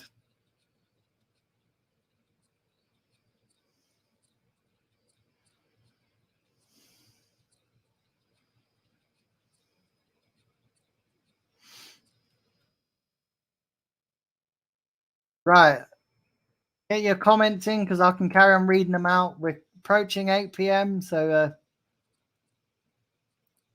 yeah, we're approaching 8 p.m.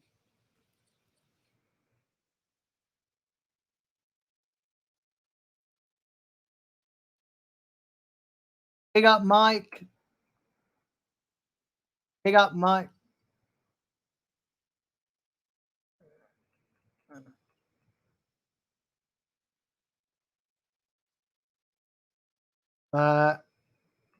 Let's have a look.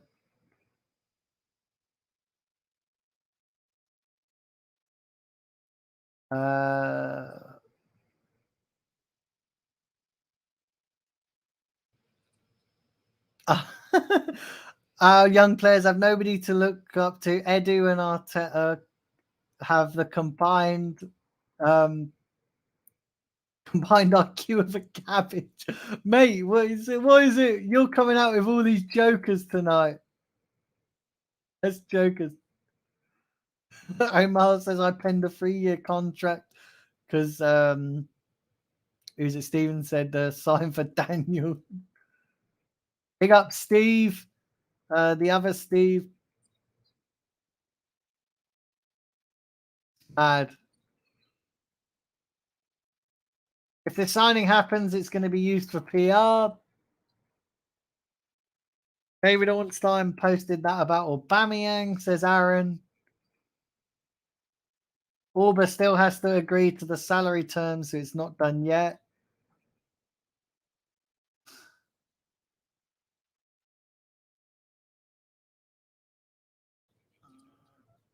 Oh, it's mad. I think Auba's leaving on a free transfer after a short-term deal. That's mad. Letting him go. It's mad. Absolutely mad.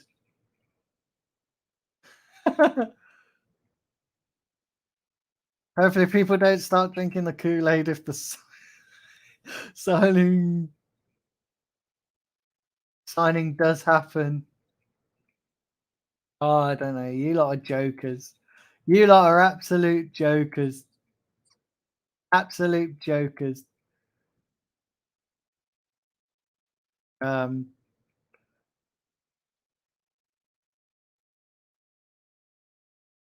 he's disappeared off with Chico, or someone's disappeared because there's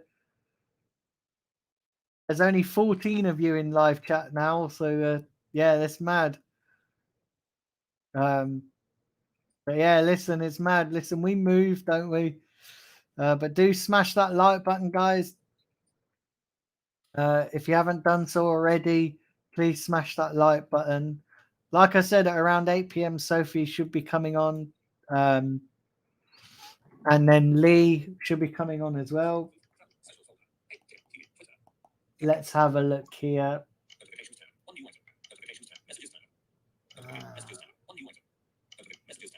Let's have a look here. Sophie Nicola, Sophie Nicola, Kevin Campbell, at 1 Kevin Campbell, verified. I have 15 minutes of you on from 19, 45, 19, 35. I read Sophie Nicola, Kevin Campbell, at 1 Kevin Oh, hold on, guys. Kevin Campbell, Kevin, verticals, choose from library, his library. Start a message, compose new message, text field. Start a message, compose new message, edit. Scan text, scan text, scan text. Hold on, guys. Bear with me one sec.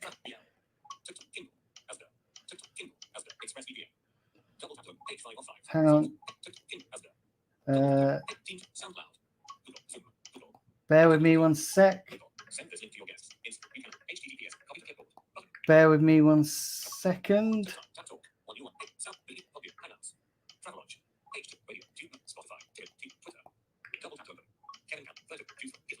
Start a message, compose new message, text field, edit, edit, paste, HTTPS, send, button, message sent. But yeah, guys, it's mad, absolutely mad. But yeah, do smash the like button and subscribe. Would really appreciate that, and get your comments in. But yeah, it'd be interesting to see what happens going forward. So far, it looks like Aubameyang has left the club. Yeah, it looks like Aubameyang's leaving.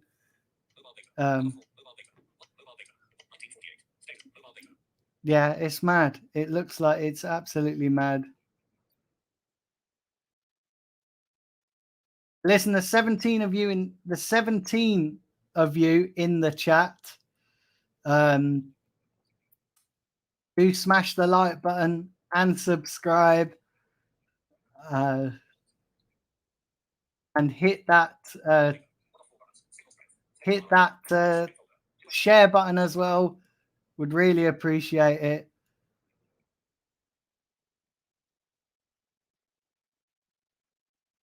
Yeah, would really appreciate it.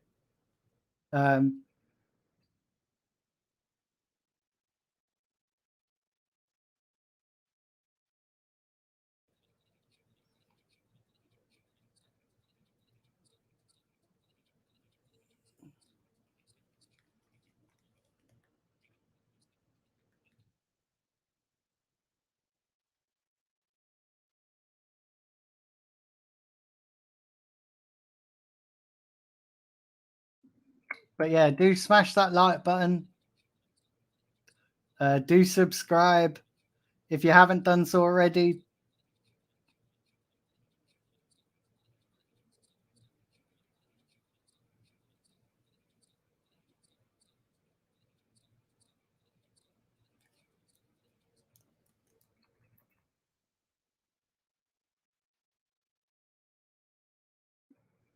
I'm just looking at see if there's any breaking news. It's not looking great at the moment. Not looking great at the moment. But yeah, it's not looking great at the moment. It really isn't. It really isn't.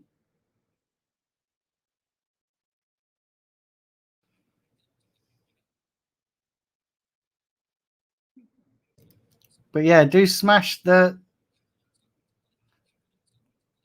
subscribe button, guys. Would really appreciate it. And hit the likes. And if you guys see anything, let me know. But it's absolutely mad. It's mad as well how we've got to this stage of the window and we've just not done anything. It's mad, isn't it? Absolutely crazy.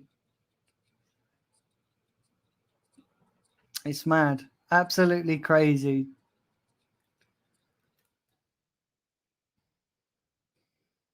What are we on? 7 p.m. Damn, I'm trying to scroll down all these comments. But yeah, it's mad.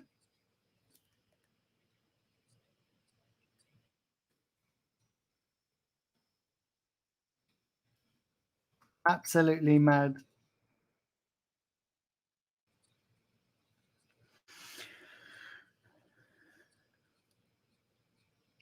But you guys have been absolutely crazy tonight in the chat box.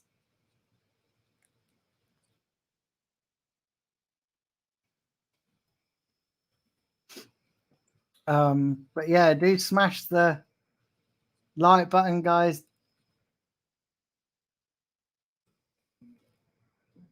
Do smash the like button and subscribe. Right, guys, let me bring in a first guest. Let's bring in Sophie. How you doing, Sophie? Hey Dan, how you doing, mate? Yeah, not too bad. Not too bad.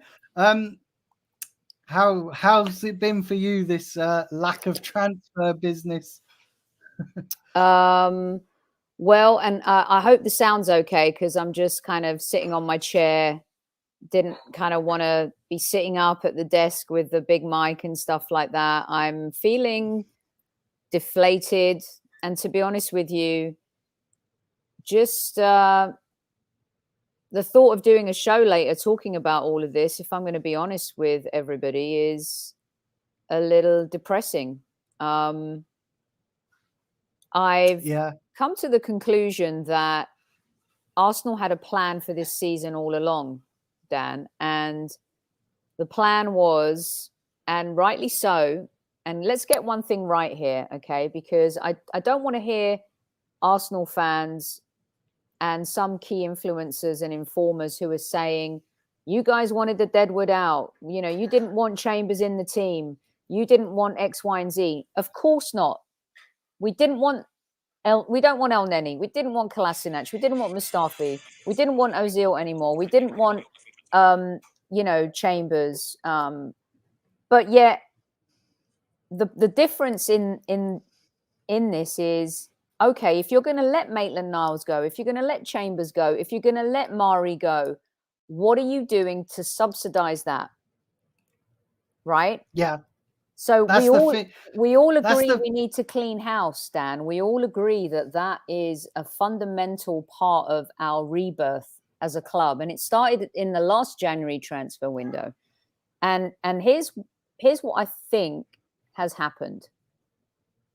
Arsenal have found themselves in an improbable situation to finish in fourth, but Arsenal Football Club also had a plan for the season. By that, I mean they had their targets for the summer, they had a budget, and they had an idea of what they wanted to do to continue to kind of clear the decks. But what happened was this Arsenal team overachieved, overperformed, which was not in the club's plans. It may have been in Arteta's thoughts, but it was never in the club's plans. So they had two choices. And again, this is just my humble opinion, right? You either go for fourth and you bank and go on the run of what the improbable process has become, or you stick to your guns and you follow the strategic objectives you set before the season started.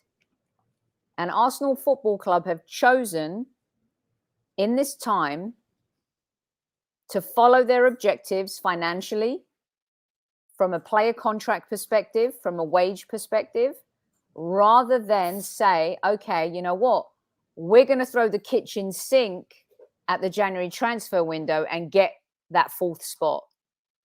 And getting fourth spot is not thinking like we can win the Champions League or we're going to do anything. No, what it does, it allows you to attract a different kind of player.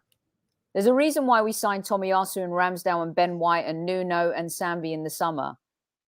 That profile of player is stoked to be playing for the Arsenal. But what Edu said in his Sky Sports interview a few months after that was, now the goal is to add world-class players. You can't add world-class players if you don't have European football. And if you want Yeah. to get players off the wage bill who are earning six figures, and you're saying you want to attract players, world-class players, how are you expecting to pay these world-class players? Yeah. So No, there's a bit of a contradiction, and a little bit, I think, of they're sticking to their guns and what their original plan was for the season. That's my humble opinion. yeah. And you know, I said this as well, that Champions League football is the key to moving forward, because we need to be in the top four. All the players we've gone after have said, we're not touching you until you've got Champions League football, until you're showing us ambition. But the problem this club have got now is that, like you said, we're in such a good position. Whether you agree with the month we've had, it's been an atrocious month on and off the pitch, but we're still 2 points off the top four with a couple of games in hand, so we're still in the mix. If we the problem the club have got, they've got to ask themselves, do we get someone in now? And it's looking like that they're not going to. Let's be honest. Or do they take a gamble and risk losing that? We could be potentially putting ourselves another season back. I personally think now that they should have got someone in, because you can't let all these players go. You think, look, we've just, obviously it's been confirmed now that Aubameyang's gone to Barcelona. That's just been confirmed in the last couple of minutes. Mm-hmm. You can't let a player, despite him, Aubameyang going out of form, you can't let a player like of his caliber go and not bring somebody else in, especially in the striker position, because we are one injury away from Eddie Nketiah leading our line, and we ain't getting top four with that. I can tell you that now. And with Lacazette as well, Lacazette's goals are drying up, and Dan, I just think it's a missed opportunity. This is such a missed opportunity. we've had the chance to sell Eddie 3 times now and to capitalize on him at his highest market value. And we've decided against that. So if you're going to be strategic about clearing the decks, moving forward, I'm not saying we're better off with Balogun up front, but get the money in for Eddie, who you could have sold, by the way, a couple of seasons ago to Leeds for about 12 million, right? You then refused to sell Maitland-Niles to Wolves and Everton, and now he's on loan at Roma. You could have maximized his market value, but did not. Chambers could have been sold 2 or 3 seasons ago for a lot more money. We have players on loan where we've done deals. Burnley just sold a 29-year-old centre-back to Newcastle for £13 million. We let Dinos Mavropanos, who is in the best 11 in Bundesliga for a few times over the season, for €4 million. Guendouzi, who is lighting up Liga, and I'm not saying I want Guendouzi in the team, right? But the point is that you're letting him go for tuppence. You let all these players go, Ozil, Kolasinac, Mustafi, for tuppence. And you're talking about clearing decks and wanting to start the new Arsenal. Yet you continually give Xhaka an opportunity. You continually give Eddie an opportunity.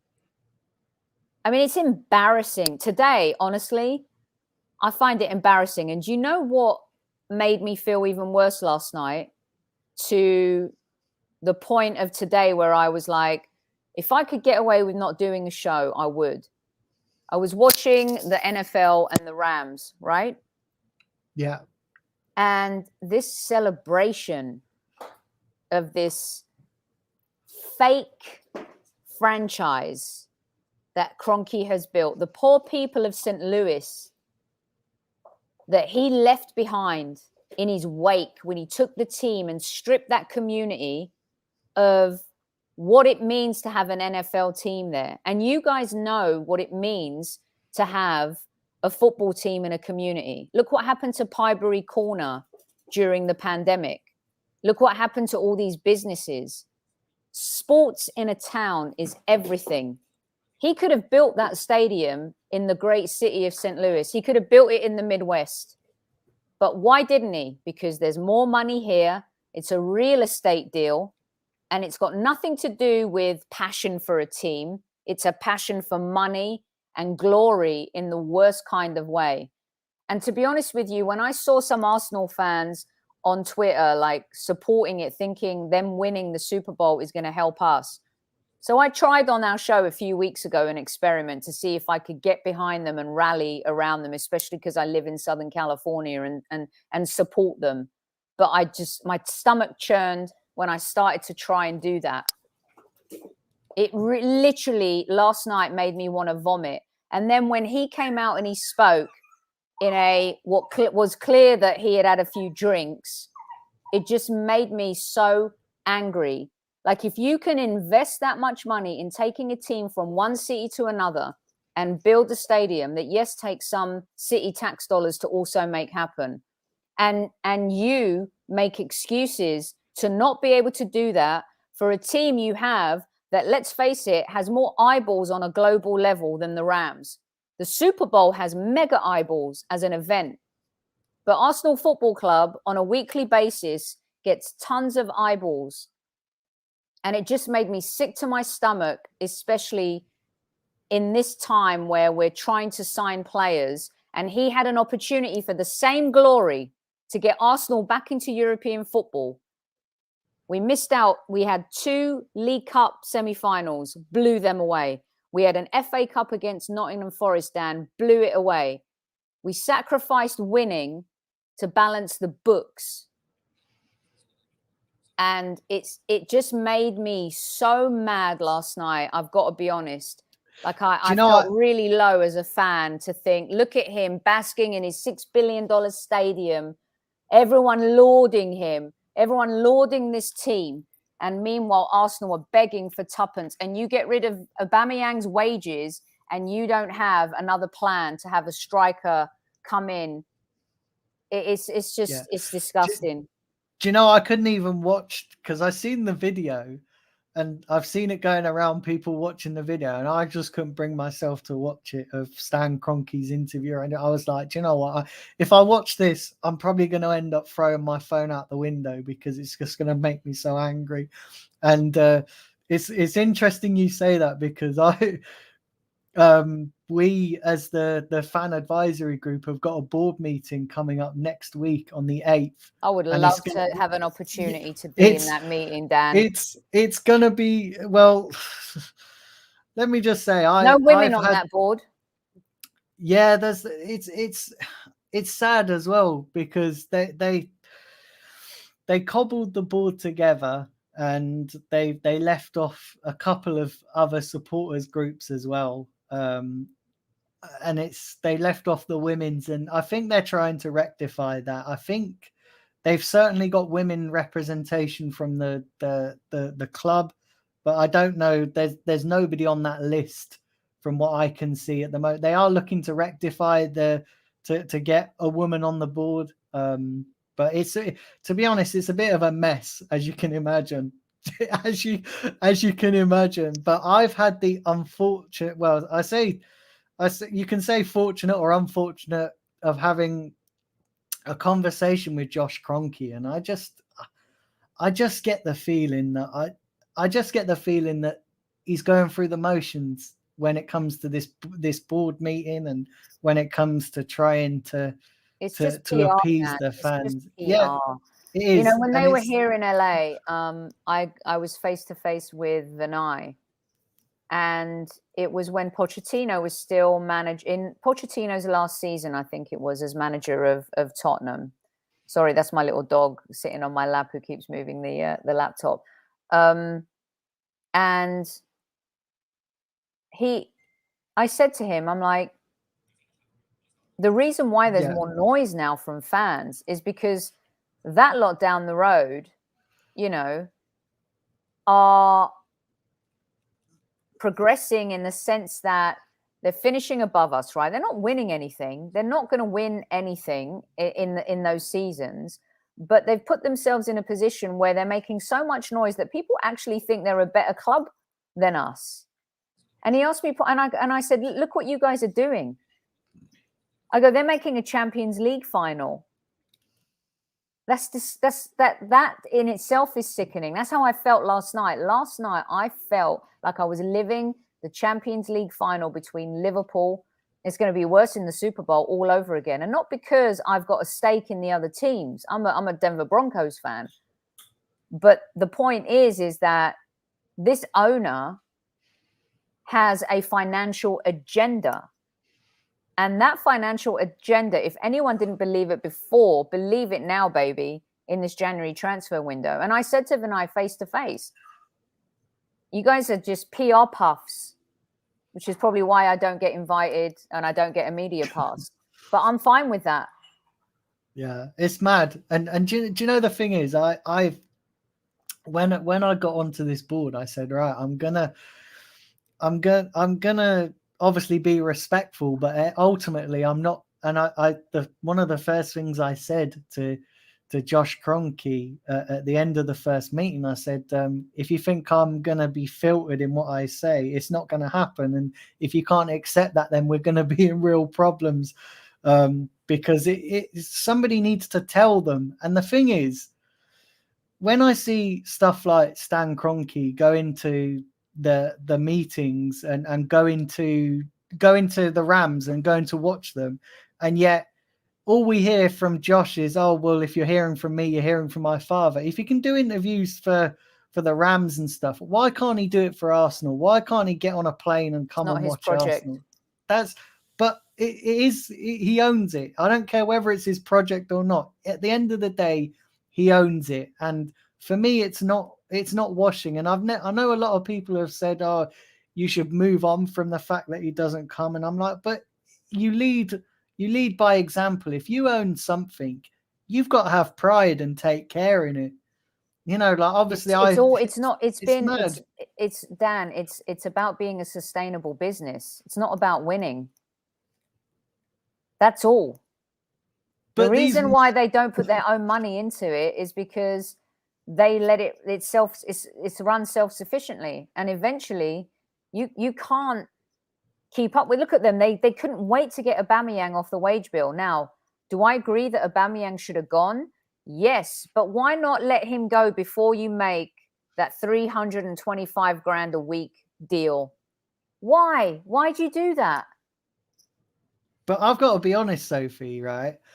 These Muppets haven't realized that winning breeds a sustainable business, because winning brings in money. Being in the Champions League brings in more money. Exactly, winning trophies brings in more money. You know, that's the bit I can't get my head around. And they don't want to lose money. But like you said with Aubameyang, they signed him up to high wages. Now it's ultimately cost them. So either their business plan is so far messed up, or they just don't have a clue, which is probably a bit of both. And if we don't make Europe this summer, if we don't make Europe at the end of the season, who are you attracting? There's a reason why Vlahovic didn't want to come to Arsenal. We put all our eggs in that basket for the whole month. And really, at the end of the day, if they had any smarts, they would have known in that first meeting that this player wanted to join Juventus. Boom. Yeah. Done. No arguments there. If you knew that Aubameyang was going to go and you told him, clearly they knew Aubameyang, they wanted to get rid of him as quickly as possible. What have you done to combat that? I know we have a long-term plan, but sometimes you also need to make short deals, loans, in order to get yourself over the line. We found ourselves in a position where we could finish fourth. Let me tell you what's going to happen right now. This is just me. This isn't me talking on behalf of anybody, right? Manchester United are not going to drop a lot of points between now and the end of the season. Tottenham signed 2 players today that, yes, granted, weren't playing regularly for Juventus, but Antonio Conte will get the best out of those players. West Ham, they may not have signed that marquee player they wanted, but they're trying. They're putting themselves out there. For crying out loud, they went out for the Rafinha and a whole bunch of other players. And the reason why is that now they have more depth than we do. Who's going to Yeah. play at right back if Tomiyasu's injured? Who's going to play at centre back if Ben White and Gabriel are injured? Who's going to play in midfield if Partey and Xhaka continue to get red cards? Who's going to play up front if Lacazette can't score goals? God forbid anything happen to Saka. Yeah, it's mad. I'm all for that. I'm all for clearing the decks. Get rid of the lot of them.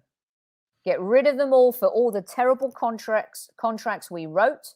Get rid of all of them. But right now, you could argue that players like Torreira, like Guendouzi, like Mavropanos, like all of these other players that are out on loan. Maitland-Niles, are you telling me Maitland-Niles couldn't have done a better job in midfield against Forest in the Cup than Patino? Look at us setting up our young players to fail. Poor Sambi Lokonga. Who's he going to play with? Who's going to be his partner? He's been asked to come in, and there's no plan for him because the senior players have not been supportive to the younger players. And Adu wants to sit there in a Sky Sports interview and say, oh, our next goal is to sign world-class players. Tick-tock, tick-tock, the world-class players signing clock just goes on and on. It's crazy. Yeah, it is crazy.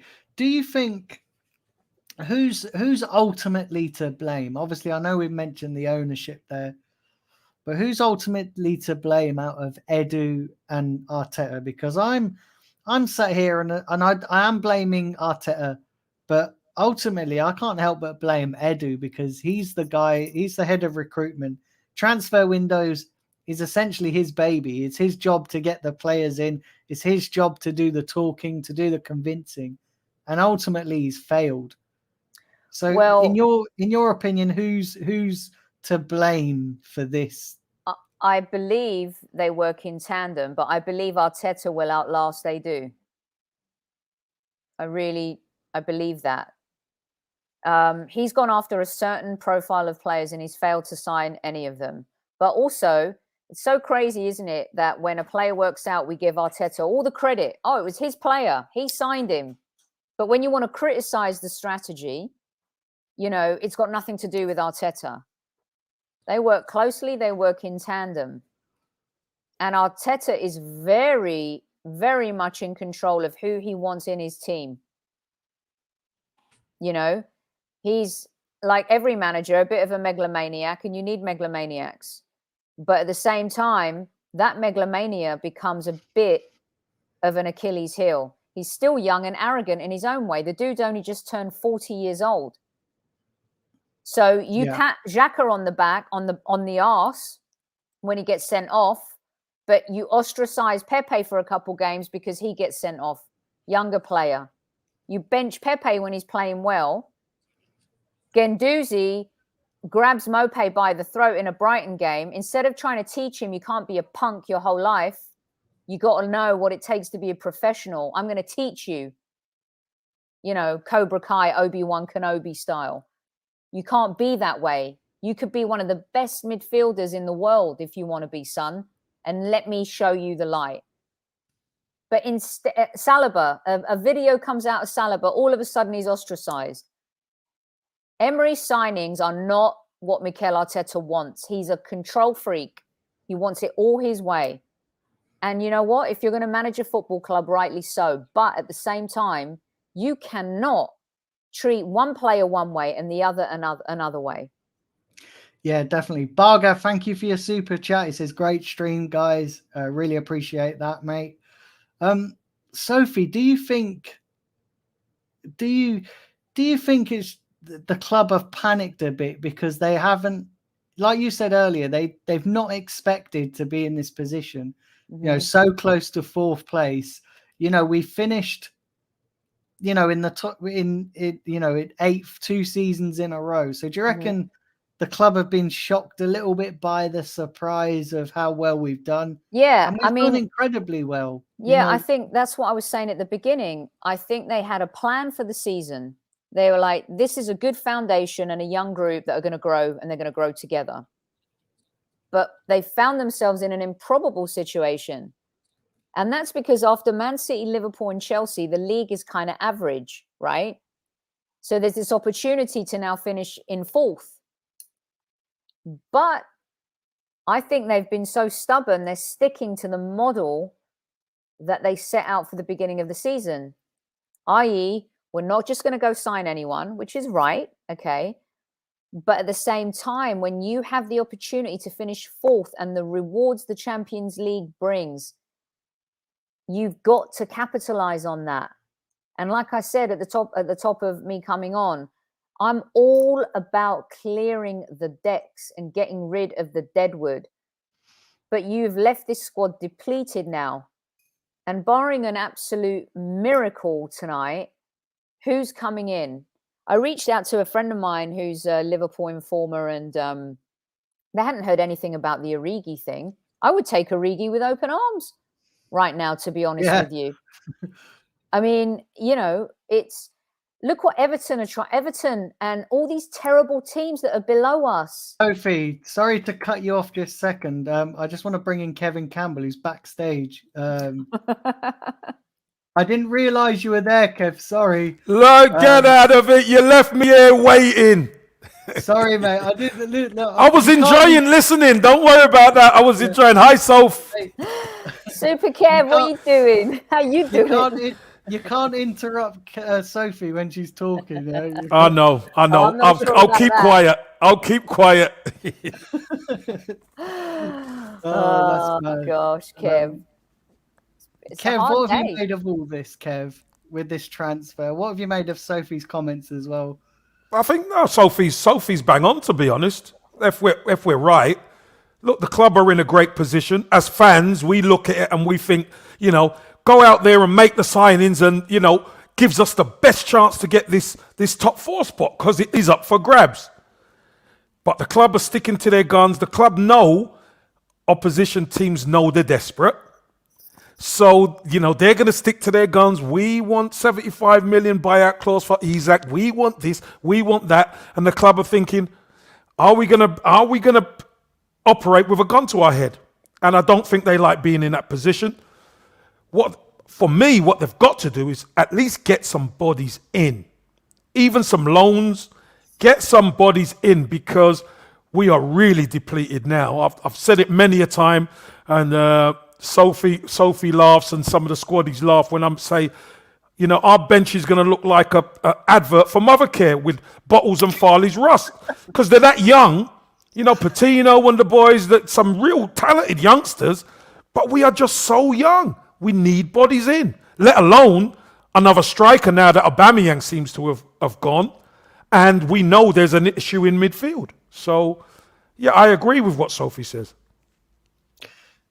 Yeah. Do you think, Kev? Do you think that? Do you think? And I'm going to put this question to you that I put to Sophie. Do you think the club have panicked a bit because of the fact that we've done so well this season? No, I don't think they've panicked at all. I think, listen, the club know what they've got to do. The club have proven that the way they want to go by signing players who will fight for the badge. Don't forget, Dan, I was on your show when we signed all those players in the summer, and you were going crazy. They're not good enough. They're this, that, the other, which is fair enough. But one thing that some of these players have done is helped us improve a bit. I'm not saying we are the finished product, but some of them have been able to fight for the badge and improved us. So that's the way the club want to go. We know that they want to buy quality, and maybe the Vlahovic thing didn't quite work out, but that's the type of player we need to be going for. We need to be going for top-end strikers. But we just couldn't get it over the line. He wanted to stay in Italy, etc., etc., etc. And unfortunately, the negotiation is only a month. We would have loved Arsenal to do business in the first week. Do all your business then and it's done. But it's never that simple at Arsenal, is it? It's never that simple. I agree with you, Kev, but the problem is, it feels like we spent so long chasing a player there who we knew right from the outset didn't want to come to Arsenal in Vlahovic. And I think we known it back in October when the first reports come out that he was, you know, the agents weren't taking the calls and stuff. So why persist with that?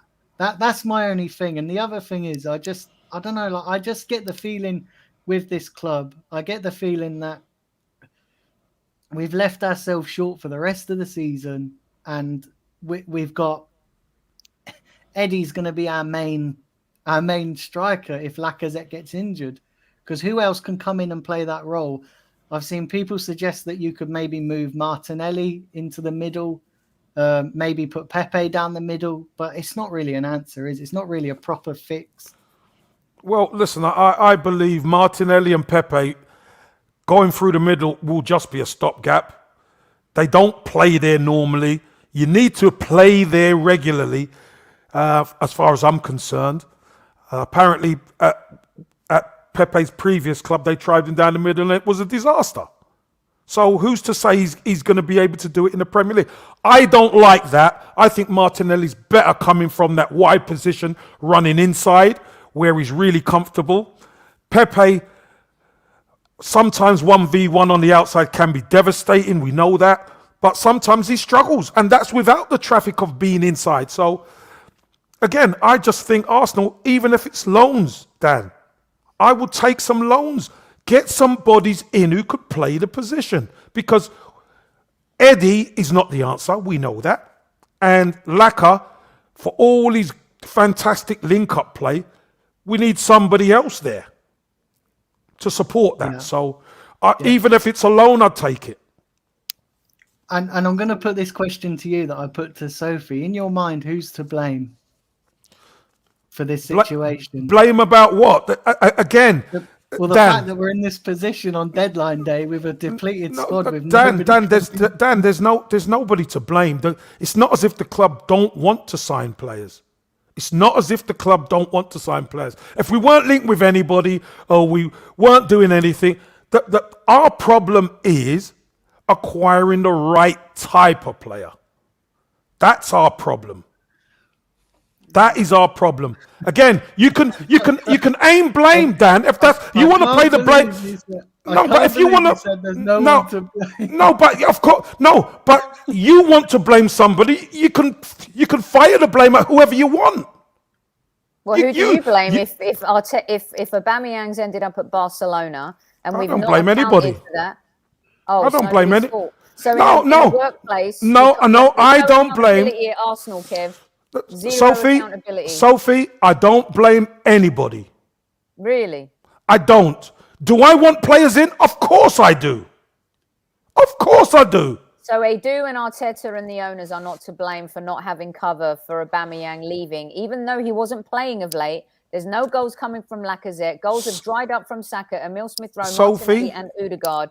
Nobody's to blame for not bringing in cover for that. Sophie, I am going to repeat what I just said. Do I want signings to come in? Of course I do. That's not the same. Who's to blame? Let me finish if you can. All right, let's hear it. Do I want signings to come in? Of course I do. Do they have to be the right signings? Normally, yes, they do. Now, I'll just take a body if you don't mind. Exactly. I would take a body, and if it doesn't get done, it doesn't get done. Maybe they can't get it over the line.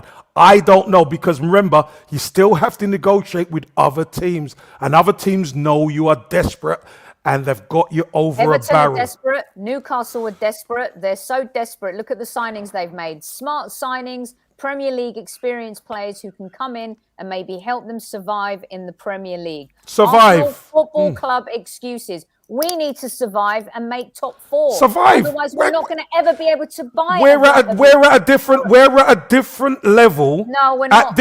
At this moment than Everton. Yes, we are. The difference is our league position. So isn't that a different level? It's a different level when it comes to football. We're talking business. This is the transfer window now. No, but it's football. It's all football, Soph. Look at Newcastle signings, Trippier. Sophie, it's Wood. all football. No, it's about surviving, Kev, and we need to Sophie, survive for to make that Newcastle possible. and Everton, it's about survival. Let's have it Absolutely. right. What about us? What about us? What about surviving the season and making fourth? Survive it. At the top of the We are table. trying to get fourth, Sophie. Of No, we're course not. we're trying to.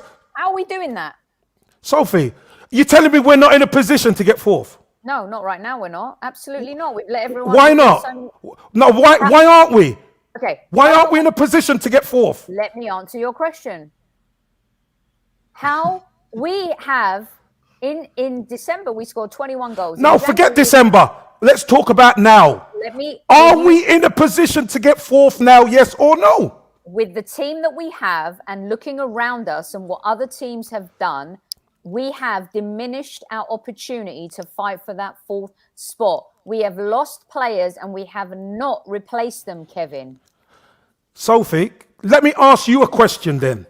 Those players who we've lost, minus It's not about. about them. It's about No, replacing but you them. mentioned them. I'm You've sorry. mentioned them. Okay, hold on a second. This argument from No, it's not an argument.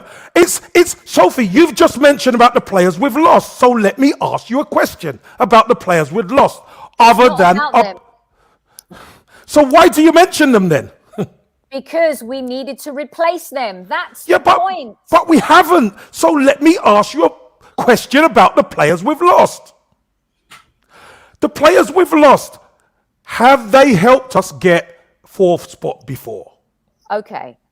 Has Xhaka helped us get fourth spot before? Sophie, I'm asking you about the players we've None lost. of them have helped us since Wenger has Right, left. right, So why do right. some get to stay and some get to go? Let me answer your question, Kevin.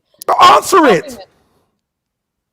This argument that some Arsenal fans have about Arsenal fans like me, pointing the finger at fans like me, arguing the fact that, oh, these players now, all of a sudden, you think they're going to get us top four. No, we don't believe that. We wanted them all to go, but you've done nothing to replace them. That's the what I. point. But that's what I said. Do we need players? Yes, we do. No, but the you're ones. changing your.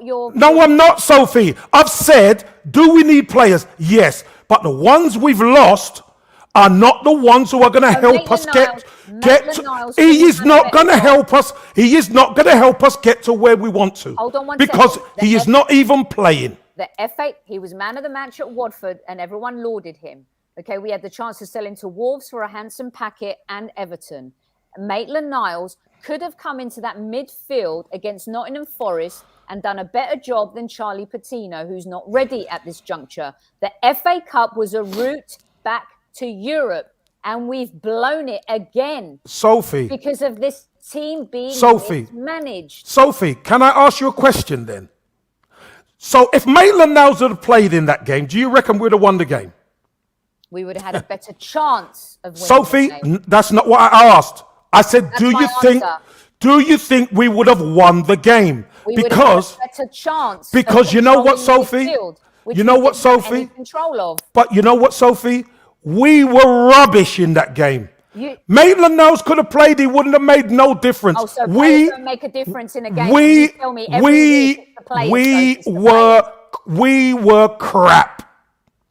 players. Face it, we were rubbish. we were We could have been rubbish. playing till now and we wouldn't have scored. So you don't make a difference as a sub coming on where you can score and you're not sitting on the bench thinking, you know what, I can come on and make a difference. Or as a player, you believe you can make a difference. The point is we had a child, like you said, from Mothercare who's eating Farley's rusks, come in to play a championship side who's on the periphery of qualifying for the Premier League or coming into the Premier League.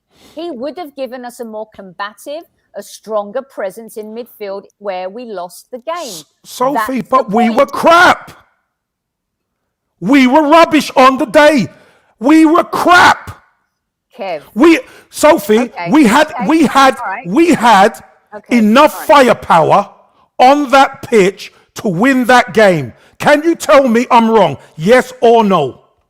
Listen, the game was lost. in Am I midfield. wrong? Am Yes, I you're wrong? You're wrong. So Martinelli started. Saka No started, control in midfield. You lose. the game. Odegaard started, and Nketiah started. And you're telling me 3 out of 4 of our three out of 4 of our forwards of our first 11 started. We were rubbish. Because there's no midfield, and when Arsenal's midfield isn't present, we are not the same team, and Maitland-Niles would absolutely have given us a better opportunity to be competitive in midfield. I never said that we could have won. I said he would have given us a better opportunity Sophie. to be able to win. But Sophie, we were rubbish. We've been rubbish in a lot of games this season. Yes, but we were rubbish. But we still should have been prepared for that game. With No, but we weren't prepared. We were rubbish on the day. No, we weren't prepared. How were we prepared? We lost that game. What? So hold on a minute. Hold on a minute. Are you telling me? You see, this is the thing I can't take. The team prepares itself properly. We were rubbish on the day. We were crap. You cannot tell me we're not prepared. No chance. Never. It looked like we were. Nottingham Forest. Well, it may not look that way, but you know what? Teams play crap sometimes. It's the players, correct, Kev? I always say that. So a player like Maitland-Niles could have helped us in midfield better than Charlie Patino. Sophie, I'm saying that the team were crap on the day. That's what I said. Let me ask you. How do you mean I'm not listening? I am listening. I am. The team were crap. Is Maitland-Niles a game changer, Sophie? I never said that. No. I'm asking you, is he a game changer for Arsenal? I think in that particular game, he would have added more value in the midfield. But is he a game changer for Arsenal? Yes or no? Simple answer. It's a yes or no answer. Now you're just like, are you going to let me answer or what? But you're not answering. It's a yes or no answer. You're talking over me and I'm trying to answer your question. Yeah, but it's a yes or no answer. No, it's not, because you're black and white, and you know what? There's shades of grey in football. If he was in midfield, then maybe the forward line would have had more, the back line would have had more protection, and the forwards would have had more of an outlet for time to make better decisions. So you're telling me that the forwards didn't have enough ball? They had enough ball. They were rubbish on the day. That's my point. Right, and you say players make a difference, and Maitland-Niles could have made a difference in our midfield that day against a very good Nottingham Forest team who ended up winning and deserved to win. They deserved to win, and it don't matter for me if Maitland-Niles would have played or not. They would have beat us because we were rubbish. I'm not saying he would have changed anything. He would have given us a better opportunity. Yeah, but we were Kevin. Yeah, I know, Sophie. But what I'm saying is, Tommy Arsu's injured. You got Cedric Sophie. coming in. Sophie. Sophie, you could go through all the team. No, but Sophie, you can go through all the team. I've already said we were crap on the day. You're missing the point of the conversation. How? How am I? Maitland-Niles isn't a game changer for us. Can he go in and do a job? Of course he can.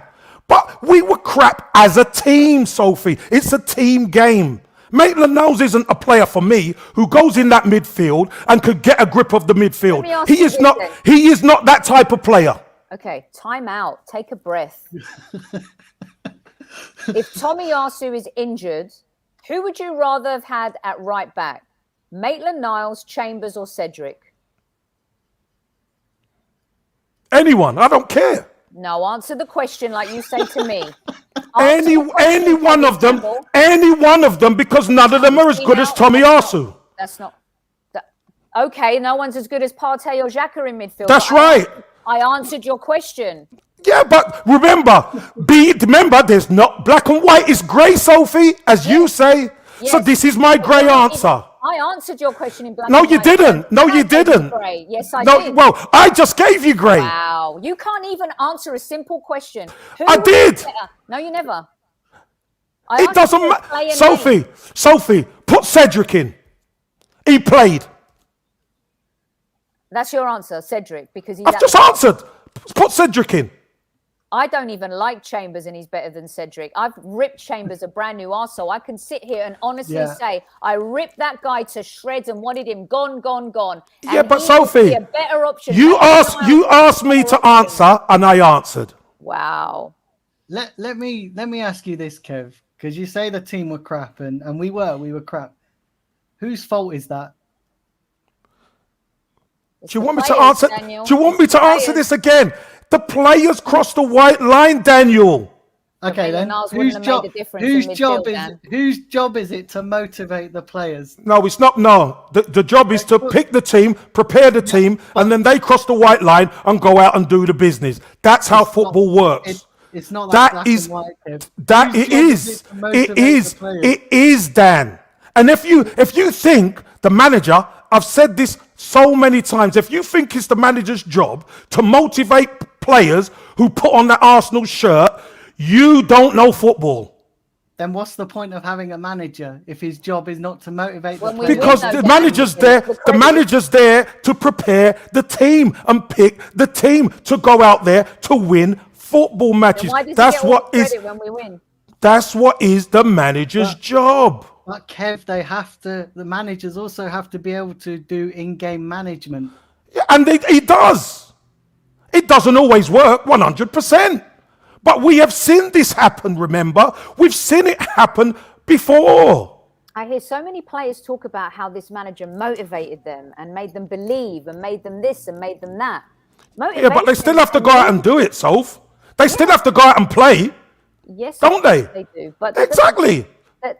but you're saying like the manager doesn't. If you need motivation, it's not his role to motivate players. Really? Really? Yeah. In modern football, especially. Especially modern football. Players are well paid. What are they? What motivation? What motivation should you have to go out and compete for Arsenal? Because, okay, as Yeah. we've seen with the poor behavior of certain players over the last however long, they still need management. They still need leadership. They still need motivation. They still need accountability and culpability. But they've got all that, Sophie. The key is we haven't been good enough. Okay, let me ask you this question. Why didn't we try and get Weghorst? I don't know.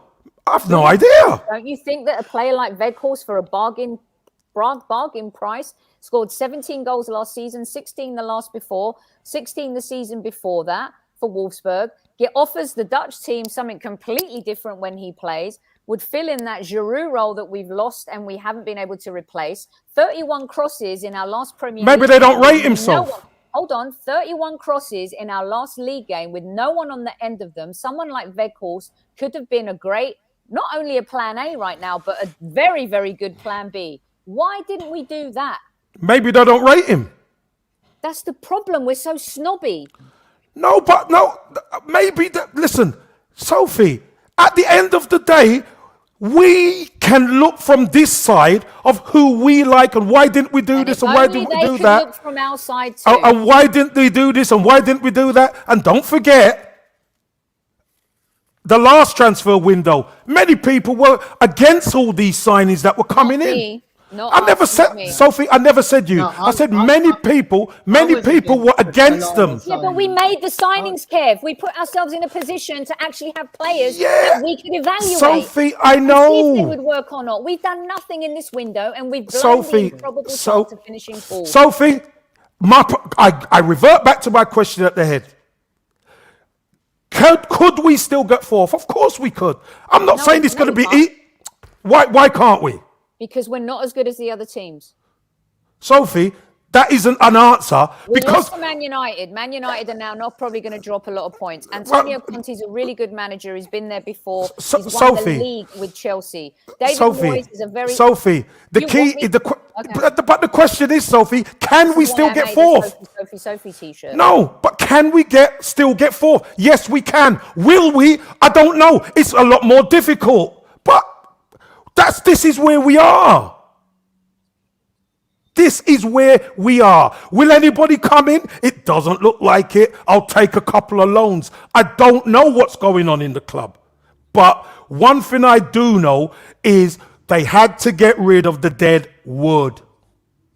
Exactly, and we all That's the agree on big that. picture. No, the big picture, Kev, is to get rid of the deadwood and have a plan to And replace at replace it. least two Yeah. of them in Go this replace the window. deadwood. You've Guys, got to replace the deadwood. Guys, the dead wood might have to get replaced in the summer. Sorry to say it.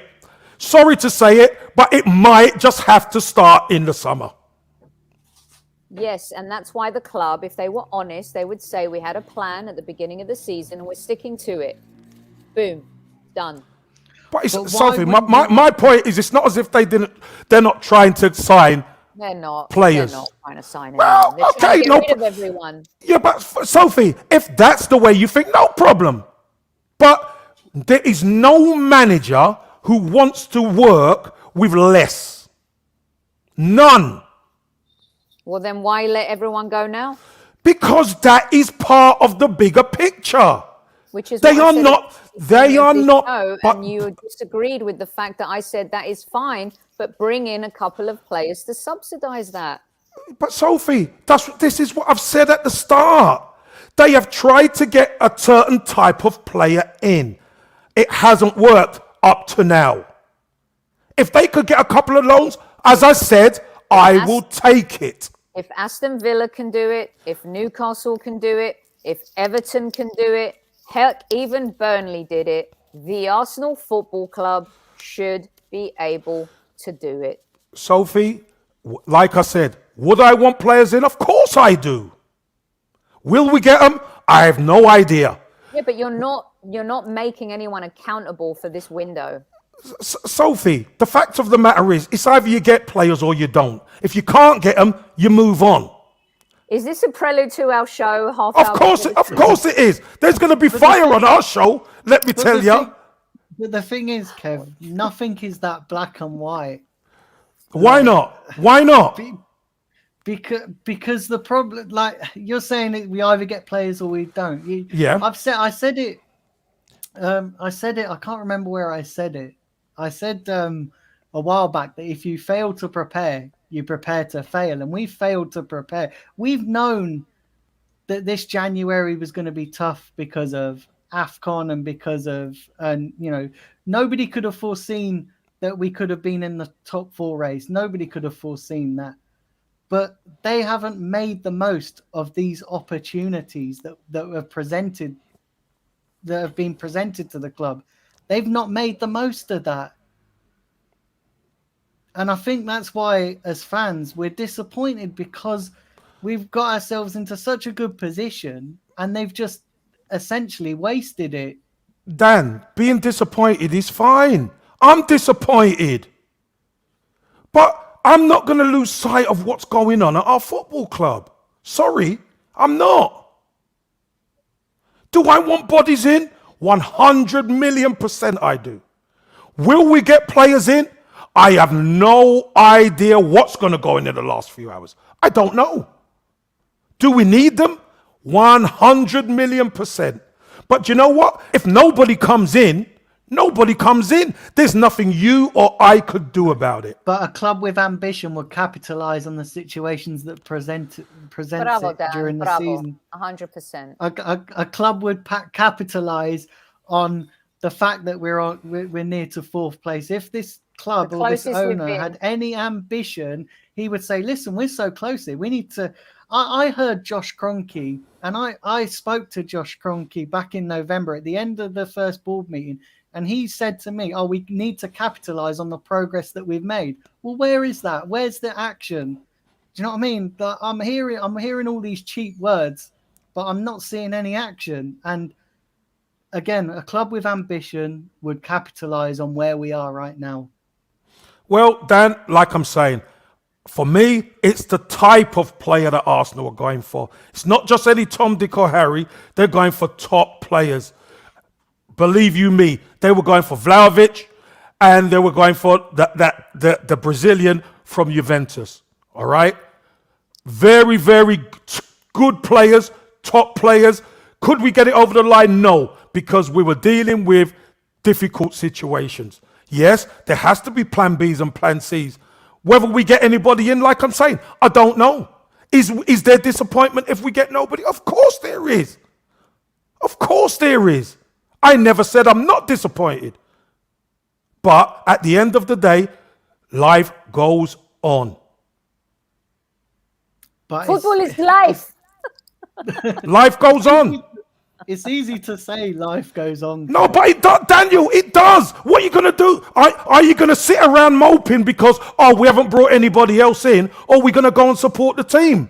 I'm going to go and support the team. Whoever's there, give them my best support. That's all I can do. No But one's Kev, saying when- we're not going to do that. No, Kev, but when- what I'm saying is I'm not going to lose. I'm not going to lose my head if Arsenal don't do business. Will I be disappointed? Yes, I will. But I'm not going to lose my shit over it. But I'm talking as a fan here, Kev. So what am I then, Dan? Am I not a fan? I'm not saying you're not a fan. No, but you said you're talking as a fan. I'm talking as a fan. No, because what I'm about to say, you didn't let me finish. I'm talking as a fan when I say here that I spend going week in, week out on massive amounts of money on travel and expenses. I just want to see my club be successful. And it's not cheap following the Arsenal. I'm not saying that because you watch from abroad, Sophie, you're any less of a fan or anything like that. Listen, everybody supports the club in the way they do. But there is plenty fans that go week in, week out, that we have the highest ticket prices in the Premier League. We turn up in our masses, but yet this club can't even get the basics right when it comes to being ambitious. And that's a problem, Kev. That's a massive problem when you know yourself, Kev. It's not cheap following the Arsenal. It's not. Dan, look, it's not, football isn't cheap, full stop. Following the Arsenal definitely isn't cheap, right? It definitely isn't cheap.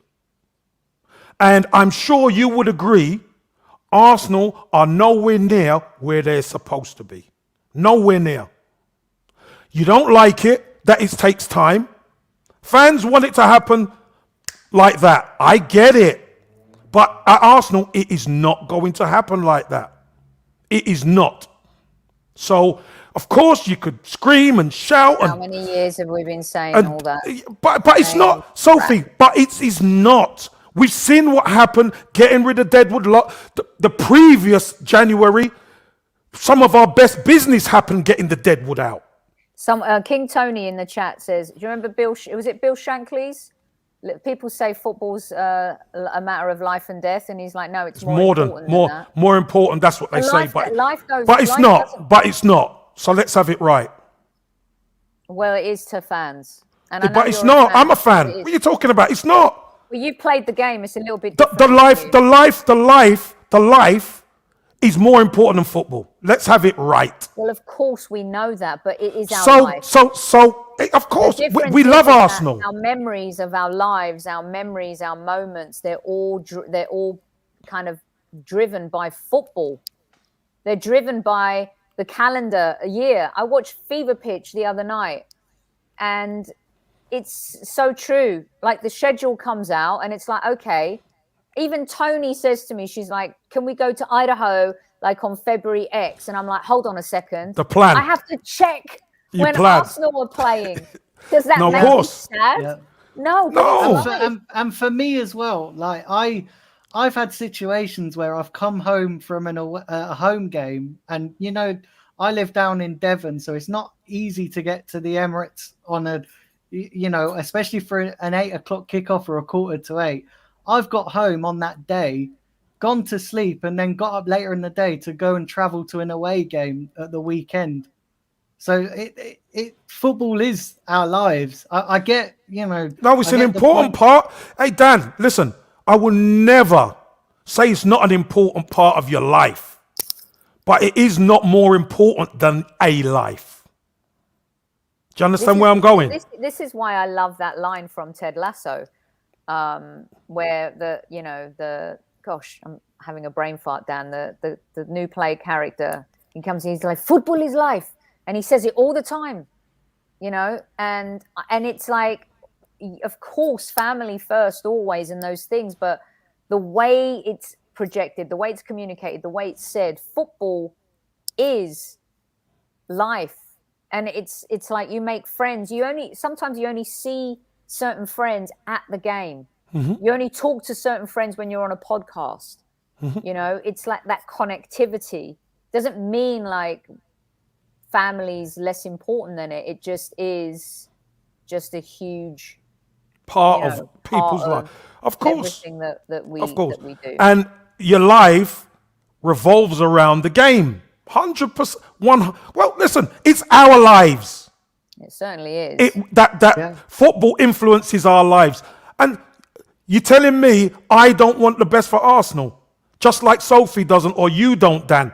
Of course you do. I do. I want the best for Arsenal. But Arsenal, where Arsenal are right now, it is not happening. For whatever reason, it is not happening. And isn't it funny? I can't put my owner- finger on why. The owner will hire Mislintat. He will hire Raul. He will hire Vinay. He will hire Adu. He will hire Emery. There's Gazidis there. There's what? Look at how many. Do you know what I think? It's about time a woman was in charge. Boom. Oh, jeez. Sophie, would you come and do it from LA? Yes, I would. I would move. I would move. The heart of Vinny, Vespa, Tony. Let's go. That might be what it needs, Dan. Needs a different thinking philosophy. You know, they just hired a female as the chief marketing officer for the Rams. She was maybe it's not Spotify, but a mega platform previously. I mean, it's the same, hire one suit, bring in another, same old. I just think we need an owner that cares. It's not, And at listen, the moment, the owner has changed the executive team. Same results, Dan. Someone needs to stand up to the owner and Yeah, actually sit in a room. I have seen executives at high level in the film industry where they are sitting there with investors and owners and they're like, no.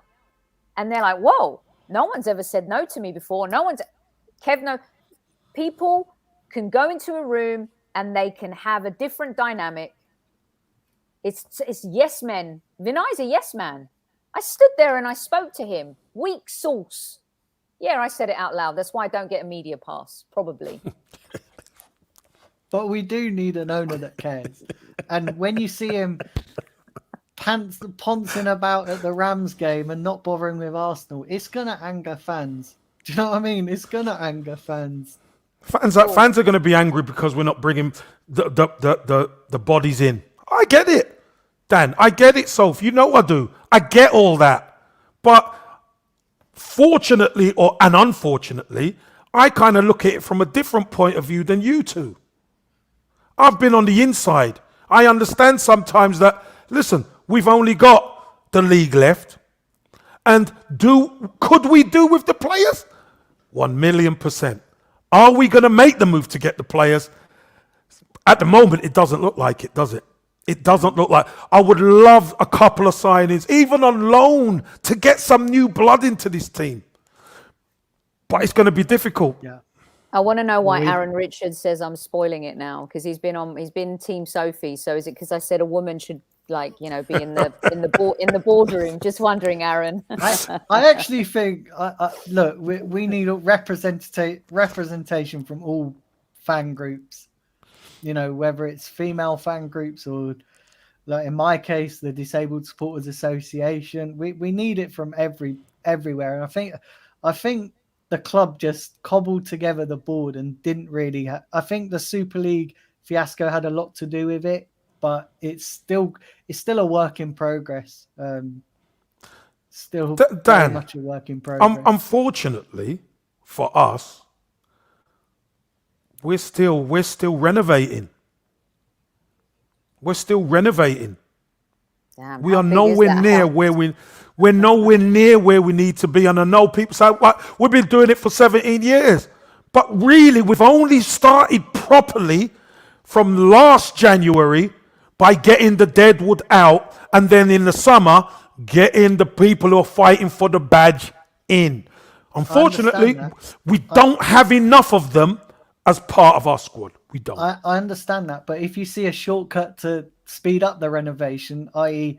get fourth place, which we're in, then you're going to take that opportunity, aren't you, to speed up Not the necessarily, renovation? are we, Dan? Why? Because we haven't. Why? Because we No, haven't. but that comes down to a lack of ambition from the owners. I don't really think it is a lack of ambition. Like I said, it is the club trying to get the type of player like a Vlahovic and an Arthur who are top quality, and they couldn't get them over the line. They couldn't. Always be then you gotta- closing. And then you got to ask yourself, Kev, is Edu up to the job of getting those deals over the line? Well, he's got the deals over the line in the summer. Yeah, come on, And- those are easy deals to do. Come Let's be on, honest. they're easy Ramsdale, deals. Hold on a minute. Ramsdale wanted to come. No, Lokonga's Dan, an easy. Dan, anyone can Dan, do those Dan, deals. Dan, remember, people didn't want them at the football club. It's not about people. They're talking about the deals that were done. No, but Those are that's easier deals to make. no, Kevin. no, Sophie, that's the harder deals. Let me tell you why. Let me tell you why, Dan. Because you're going to get more heat bringing in a Ramsdale because people were telling him he shouldn't even be at the football club before he'd even signed. You said, who cares what fans think about who we sign? It's about making decisions and bringing players in. Are you telling me it's harder to bring in Ben White than it is to bring in Vlahovic? Come on, Kev. No, Sophie, I'm talking about for the fans' mentality. But If that's you're not gonna, what Dan was talking about. no, but that's what I'm talking about. I'm not talking about what Dan's talking about. I'm talking about what I'm talking about. For I'm gonna God's have to sake, run in a minute. why am I talking about what Dan's talking about? I'm talking about, his remember, show. yeah, it's his show, but I'm on it. So listen, But I was just the point I was making, Kev. The point that I was like, those are easy deals to do. Those are easy deals to do. The Lokonga, the Whites, the Ramsdale. Fan mean, perception. yeah, fan perception of fan them, perception Dan, of no, but fan perception are of that not player good, doesn't but they're come not good. But they're not good. But Kev, Fan perception, you were one of them, Dan. You didn't want them in. no, They're yeah, not I good agree enough, with you told I me. agree with you. But Yeah, fan but so perception of a- they are Hold on, for hold the on, fan. hold on one Hold on, they are for the Hold on fan. one sec. Hard Hold one on. mentally. Hold on, Kev. Hold on, and Dan, Fan time out. I'm perception- going to have to jump because I've got to go. I've got a date with Danny on a Bergkamp Wonderland. Yeah, no worries. I'll see you Sophie. later, Soph. I'll see you later. I love you See guys. later, Sophie. Okay, Take care, Thank Soph. you. By the way, everyone in chat, really cool listeners and great comments. And thank you, everyone, for all your lovely comments. And keep listening. Dan, love and adore you. Yeah. Keep smashing it, Cheers, all right? thanks, Sophie. Take care, babe. Yeah, All right, thank bye-bye. you. Take care, Soph. See you later. See Take you care, later, Sophie. Kevin Campbell. Yes, all right. I'll see you later. But Kev, fan perception of a player does not influence on Edu's ability to do deals. Dan, I never said it does. What I'm saying is when he brings the players in, the fan perception then kicks in. We don't want this player because remember, a lot of Arsenal fans have turned into snobs. This one ain't good enough. I remember mentioning Tammy Abraham. He's not good enough for Arsenal. I tell you what, all them crosses coming in the box we could have done with him. What have we got now? We're struggling. So that's my point. To get a Vlahovic over the line, of course, it's a long and a protracted negotiation, 100%. But if you do manage to get a Vlahovic or someone in, the fans accept them straight away. It's the ones that you don't expect. Your Ramsdales and your Tommy Arsus and all these. These are the difficult ones for fans to accept because they're not a brand name. Although they've done really well for the club. Do you understand what I mean? So I'm not saying it's more difficult for the fan perception because they don't know these players. Ramsdale been relegated twice. Fans held that against him straight away. No, I agree, but my original question was, is Edu up to the job? My original He question is. was not He is up about to the job. fan perception. No, but he is up to the... No, it is the fan perception because that's why you asked that question, Dan. You No, asked that's that... the question. Yeah, No, you because asked that question because you expect him to be bringing in a Vlahovic and Arthur right now. Is that correct, yes or no? No, I don't expect him to be bringing it. Look, if Vlahovic fails, fair enough. I accepted that. But what I can't accept is there not being a plan B. But there is a plan B. Whether they go across the line or not, Dan, I don't know. We don't know. But here's the thing. You cannot tell me in no uncertain terms that the club Just went for Vlahovic and Arthur, and that's it. Nonsense. No chance. No chance. The fact they don't get across the line, I don't know why. But I can tell you this. No manager wants to work with Mothercare and Farley's Ross as a bench. No chance. They want the bodies in. Whether you can get the deal done or not, Dan, is another story. Because you know why, Dan? There's another club at the other end who you've got to do business with. And that sometimes is the problem. Kev, do you think they'll get deals done? Listen, we're approaching, 9 o'clock now. Do you think... They better. With 2 hours to go. According to you, Dan, they bloody better. Well, yeah, they bloody better, mate. Honestly. Yeah, you know, do I want them to? 100%. Of course Dan, I want the strongest Arsenal squad together moving forward. That's what I want. Yeah. If they don't do it, am I going to be disappointed? Yes, I am going to be disappointed. Of course I'm going to be disappointed because I want the strongest Arsenal. If it doesn't happen, I'm not going to lose my head over it. I could tell you that much. Because there's nothing we can do. Are we missing a trick? Maybe we are. Because we should have got bodies in. Of course. I'm not stupid. But if we don't bring them in, there is going to be a reason why we didn't bring them in. Clubs know we're desperate, Dan. Because we're 2 hours away from the deadline. Is there still time to get deals done? I think there is. I think there's loans. There's lots of, there's lots that goes into a deal, isn't there? And I know, obviously, with Isak, we just got to pay his release clause, but you still got the medicals and all that. Is it? I know it's not as straightforward as once it hits the 11 p.m. deadline. It's all about the paperwork. But is it time? Is there time? There's time to do the deals. There are time. And don't forget, it's not as if you're just starting to negotiate now if you're trying to get players in. You'd have been negotiating with the club.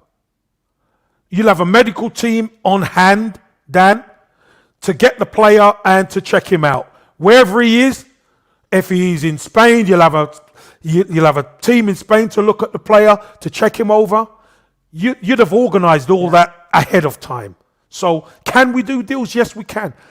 The $1 million question, Dan, is will we bring anybody in? That's a hard one. Yeah. Yeah. From a player's point of view, obviously you being an ex-player, what's it like for an ex-player or a player on deadline day? What's it like just waiting for that call, especially when take a guy like Isak, who's been linked with Arsenal. He's obviously been told that there's interest, and what's it like from a player's point of view? Is he going to be waiting around for that move, or will he just be getting on with things? And he'll just be getting on. He'll be getting on with things as best he can. They'll say, the club might say, look, Arsenal are interested. They've not met your release clause, but be ready to move. And they'll tell his agent. So if it's met, you're travelling, or if it's met, you're going to meet Arsenal in London or whatever. Whether he's in London, I've heard he's in London, and all this kind of stuff. The player will just be told, be ready. So that's all he has to do. He has to be ready. And now, obviously, the clock's ticking down. So whatever he has to do. And he's in a holding pattern at the moment, Dan. It's not ideal, is it? It's not ideal, because we would have wanted this all done and dusted already. But here we are. Yeah, no, definitely. And you said we want bodies in. Any names specifically? No, not necessarily, because you know what? We probably need 4 players right now. But if you give me 2, I don't care. We just need experienced bodies that have played first team football, as opposed to really chucking the real youngsters in at the deep end, being on the bench.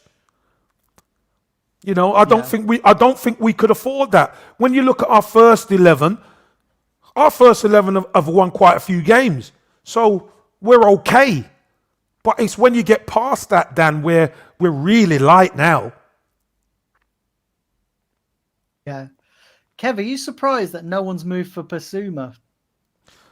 No, because I think 50 million right now for some teams won't be doable until the summer. That's what I truly believe. If he's 50 million and he's available, I don't think a lot of teams will go there until the summer. But that's Especially mad, the ones who can afford it. But that's crazy.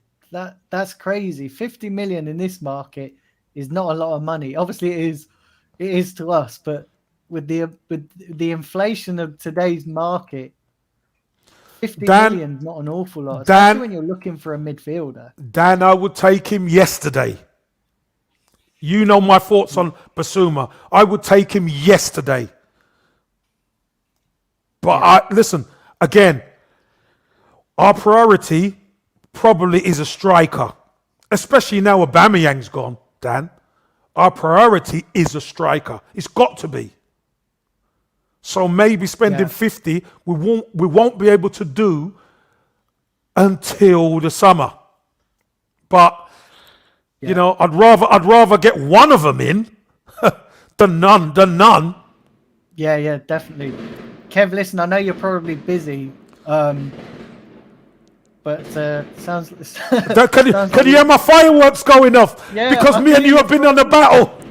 I can hear your fireworks. Kev. Hear Yeah, my maybe fireworks going off. Me and you have been on a battle, so this is a celebration that I've been back on your show, mate. Thanks. I know it is. Maybe that's Arsenal hierarchy announcing a signing. You know what I mean? Like, Well, I tell you what, that I would love it, and to come on, and then we could discuss the new signing. There you go. That would be good. Yeah, definitely. But Kev, I know you're probably busy, but I want to ask you: have you seen much of Isaac? What do you rate him? Because Yeah, I've seen a lot of him. I've seen a I've not lot of seen him. an awful lot of him. What do you make of him as a player? And do you think he would be a good addition to Arsenal? I do. I think he'd be a good addition. I think his link-up play, a bit like Lacazette, is very good. And he's strong, he's tall, he's quick. Maybe doesn't score the amount of goals like some other strikers. But I think that striker position for Arsenal, and especially in modern day football, has changed a bit. The one striker, the lone striker, has to do a bit more hold-up play, has to do a bit more link play. But one thing he has got that's obviously more than Lacazette is his speed. He will get into the box and he could finish. And he's tall, he can challenge aerially in the box. So he would bring a lot more to us than we've already got right now. So again, is he as prolific as Vlahovic? No. But the amount of chances we create, Dan, can he stick them away? Yes, he can stick some of them away. And I'll take that. Yeah. What are his weaknesses, Kev? Maybe he doesn't score as many goals as maybe he should. But he's still only young. What is he, 22? 22, 23 years old. He's only young. But don't forget, he's been playing at Real Sociedad, who are a good side, but they're not one of the giants, if you know what I mean. They're a good side, but not one of the giants. And maybe he needs the supply. Because you tend to find good players play better with a supply. So, and last season, he scored, I think, 17 goals with a certain Odegaard feeding him. Yeah, well, was it last year, season before? Season before? Season before? No, 2 seasons. He was at Arsenal last season, remember? Odegaard, yeah, but in the first part, I think. No, Odegaard 2 seasons ago. 2 seasons ago it was. Odegaard came in 2 as seasons a loan ago. signing in January, wasn't he? Yeah, but came from Real Madrid. 2 seasons ago he was at Real Sociedad. Real Sociedad. Yeah. When Odegaard was there, it was 2 seasons ago. And he was unbelievable. Obviously, Odegaard knows his game. And that proves that he can score goals. The key is to get the best out of him. You need that midfield to be functioning. And are we a fully functioning midfield yet, Dan? no, we're not. Do you know what I mean? So we're definitely not. So we can pull our hair out, can't we? We can pull our hair out. I think we've certainly got a better midfield than what Real Sociedad's got. Yeah. I think we can certainly supply. When you look at guys like Martinelli and Saka, he'll get chances. And, He'll get and then you look chances. at Partey and Xhaka and Smith Odegaard, Rowe and Odegaard. He'll Yeah, get chances. chances. And I reckon he would score goals at Arsenal. Isaac, he would score goals at Arsenal. He would. Will he be as prolific as Aubameyang? I don't know. Probably not. But is he a better all-round player than Aubameyang? You bet your life he is. Yeah, it's just whether we can get it over the line if Exactly. we go for him. And it's a lot of money, isn't it? 90 million euros, 75 million pound. It's a lot is a to lot of money. spend on a kid. It is a lot of money. But do you know what, Dan? If you want it, you've got to do it. If you want to bring the bodies in that can make a difference, you've got to do it. You've got to pay the money. Because if you don't, could you imagine somebody else pays the money and he starts smashing it there? What are we going to say? Why didn't we just pay the money? Yeah. Well, I've seen Man City eyeing him up for the summer, aren't they? If they Yes. can't get Haaland, they're eyeing up Isaac. Isaac, yeah. So, Um, again, if we can get him, do the business. Yeah. Listen, Kev, it's been fantastic. Thanks for joining me, mate. Thanks for having me on, Dad. it's- Always nice bringing a bit of heat to you. I felt a bit like a referee earlier with you and Sophie. No, I was you like, are. Don't you best join us later. Then you're gonna see. You're gonna need a referee. I'm gonna because I'm going on Lead Judges. Yeah. I think just after 10 p.m. But yeah, I felt like I was in the middle of Tyson Fury and Deontay Wilder. Oh, I'm telling you, I was you like, will what's be, going mate. on? You will be. Don't worry about that. It's going to be even worse at 10:30. Could you imagine? Yeah. Oh, it's gonna be mad. Absolutely crazy. Oh, mate. Thanks for having me on, though, Dan. No, Appreciate honestly, it, Kev, mate. thanks for giving up. I know you've been busy, but thanks for squeezing me into your diary. No problem. Really appreciate that. It's been a crazy day, mate. Definitely have to get you back on, and we'll do a proper show. And when the dust has settled, Yes, let's do that. Let's do yeah. that, Dan. definitely. All right, Okay, Kev, mate. You cheers. take care. Bye, everybody Take in care. chat. Cheers, Dan. Cheers. Take care, Bye. Kev. Bye now.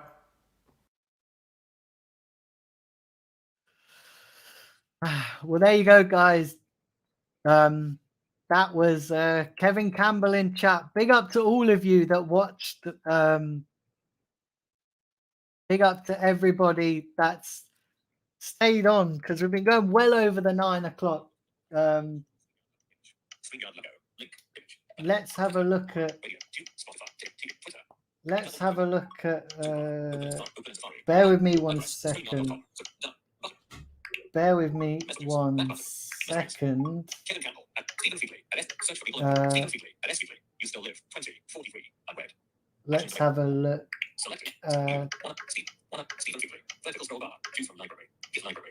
Start a message. Compose new message. Text. Let me just message this person and then I will be right there.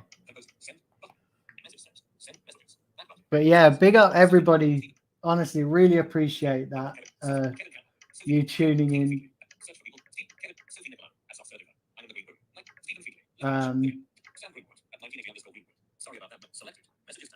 But yeah, you guys are absolutely amazing. Right, let's have a look at the breaking news.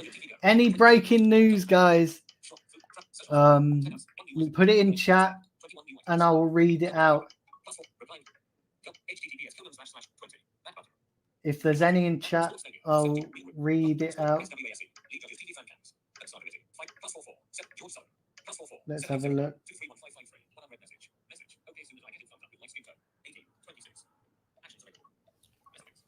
But right, let's have a look here.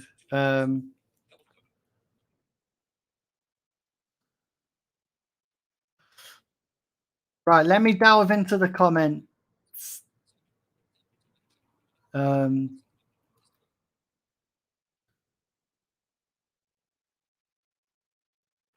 Right, let's have a look here because you guys, the chat has been mad, absolutely mad today. But I appreciate all you guys that have been tuning in. Appreciate all of that.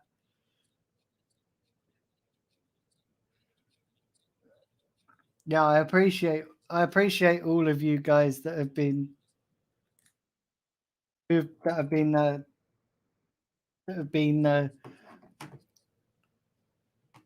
tuning in.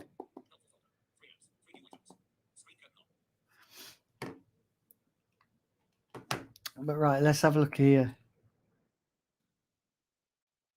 But yeah, smash that like button, guys. Smash the subscribe button. If there's any breaking news, let me know. Listen, I'm going to read your comments. Listen, that was a lively one. Absolute lively one with Kev and Sophie. That was fantastic. Gotta be honest, that was really good. But yeah, listen, that was mad. I felt a bit like a referee. I gotta be honest. I felt a bit like a boxing referee. That was getting a bit lively. That was mad. Absolutely mad.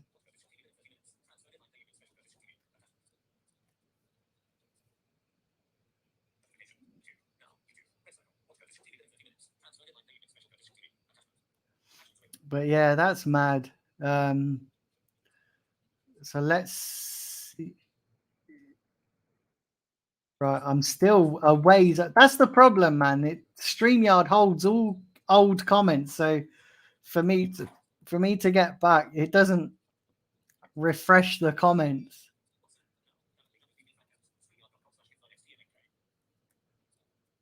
Yeah, it's mad. Absolutely mad.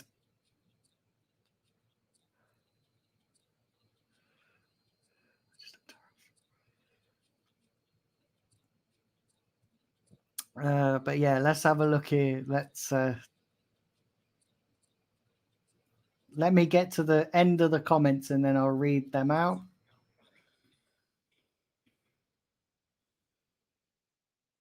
But yeah, anyway, Rachika, if you're still in the chat, where's this news? Where's this news?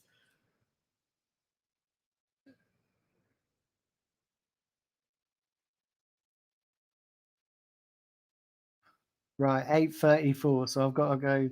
There's a lot of comments, guys. So bear with me one sec while I get to the bottom and read them out. This is horrendous. Like, apologies.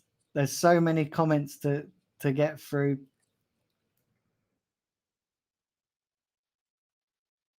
So we're getting close. But yeah, big up everybody who's joined. I really appreciate everybody who's watched. Big up Stephen Featley. Just read he's flying to London on Fabsa. Who's that?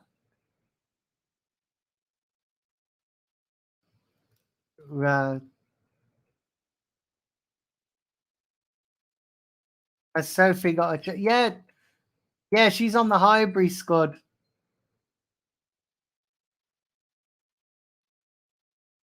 Apparently. What's this? Let's have a look.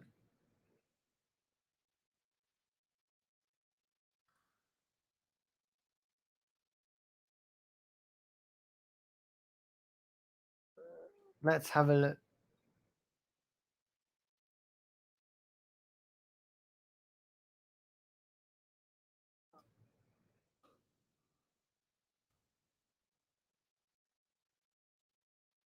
Let's have a look here.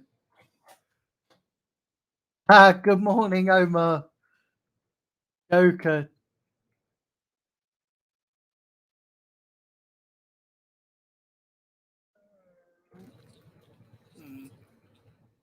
Big up Midnight Rider.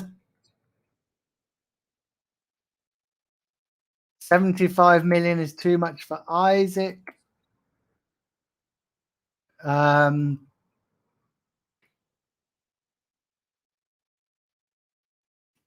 But yeah, honestly, guys, that was mad. That was absolutely mad. Apparently, we signed a centre back called Austin Tusty. I've been out of the loop. Did Arsenal sign anyone? No, Midnight Rider. No That was entertaining to watch. Sophie and Kevin never disappoint. Yeah, never. It was mad. It was. I felt like a referee. Breaking Rajika was wrong. I knew he was going to be wrong.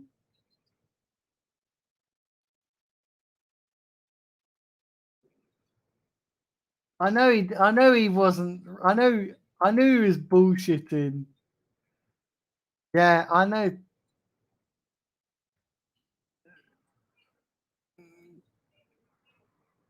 It's mad.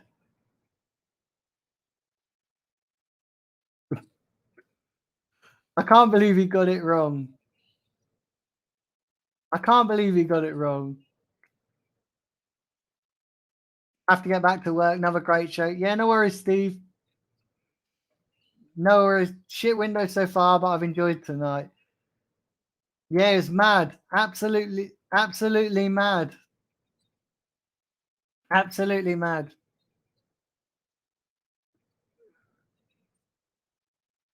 Edu just spotted on his jet ski, says Bellboy Gunner. I only watched it. I only watched what from what I saw is that I was no ref. Honestly, it was mad. I had to bloody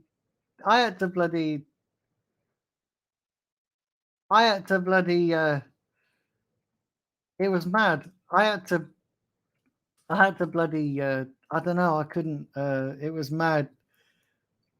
I had to bloody ref them, but it was good though. I enjoyed it. But listen, guys, it's been mad, absolutely mad. You know, you guys have been, especially this evening, like this show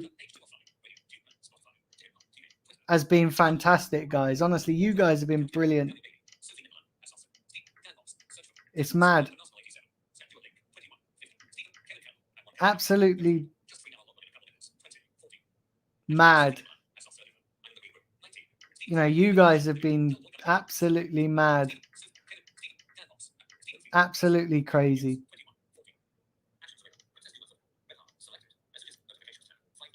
So yeah, it don't look like we're going to sign anyone, does it? It really doesn't. What are we on now? 3 hours 22. Listen, guys, I'm probably going to wrap up right now. Yeah, listen, I'm probably going to wrap up because I've been going for 3 hours, 24 minutes, and I'm going to have a little break. And I'm going to be over there on Lead Judges TV just after 10. So yeah, I'll be over there. So yeah, I'm looking at I'll probably just end the stream and have a half an hour's rest. But listen, guys, thank you very much for a great stream. Big up all of you. If you haven't hit that like button, please do hit it. And if you haven't subscribed, please hit it. But yeah, big up to everybody. Appreciate you all. I'll be back tomorrow. Will I be back? No, tomorrow I'm going to take tomorrow off. And I'll probably be back Wednesday because, listen, I've done 2 manic streams on deadline day. But big up to everybody who's tuned in. Like I said, do hit that like button. Do hit the subscribe. I'm going to catch you all later, guys. Take care. See you soon. Yeah.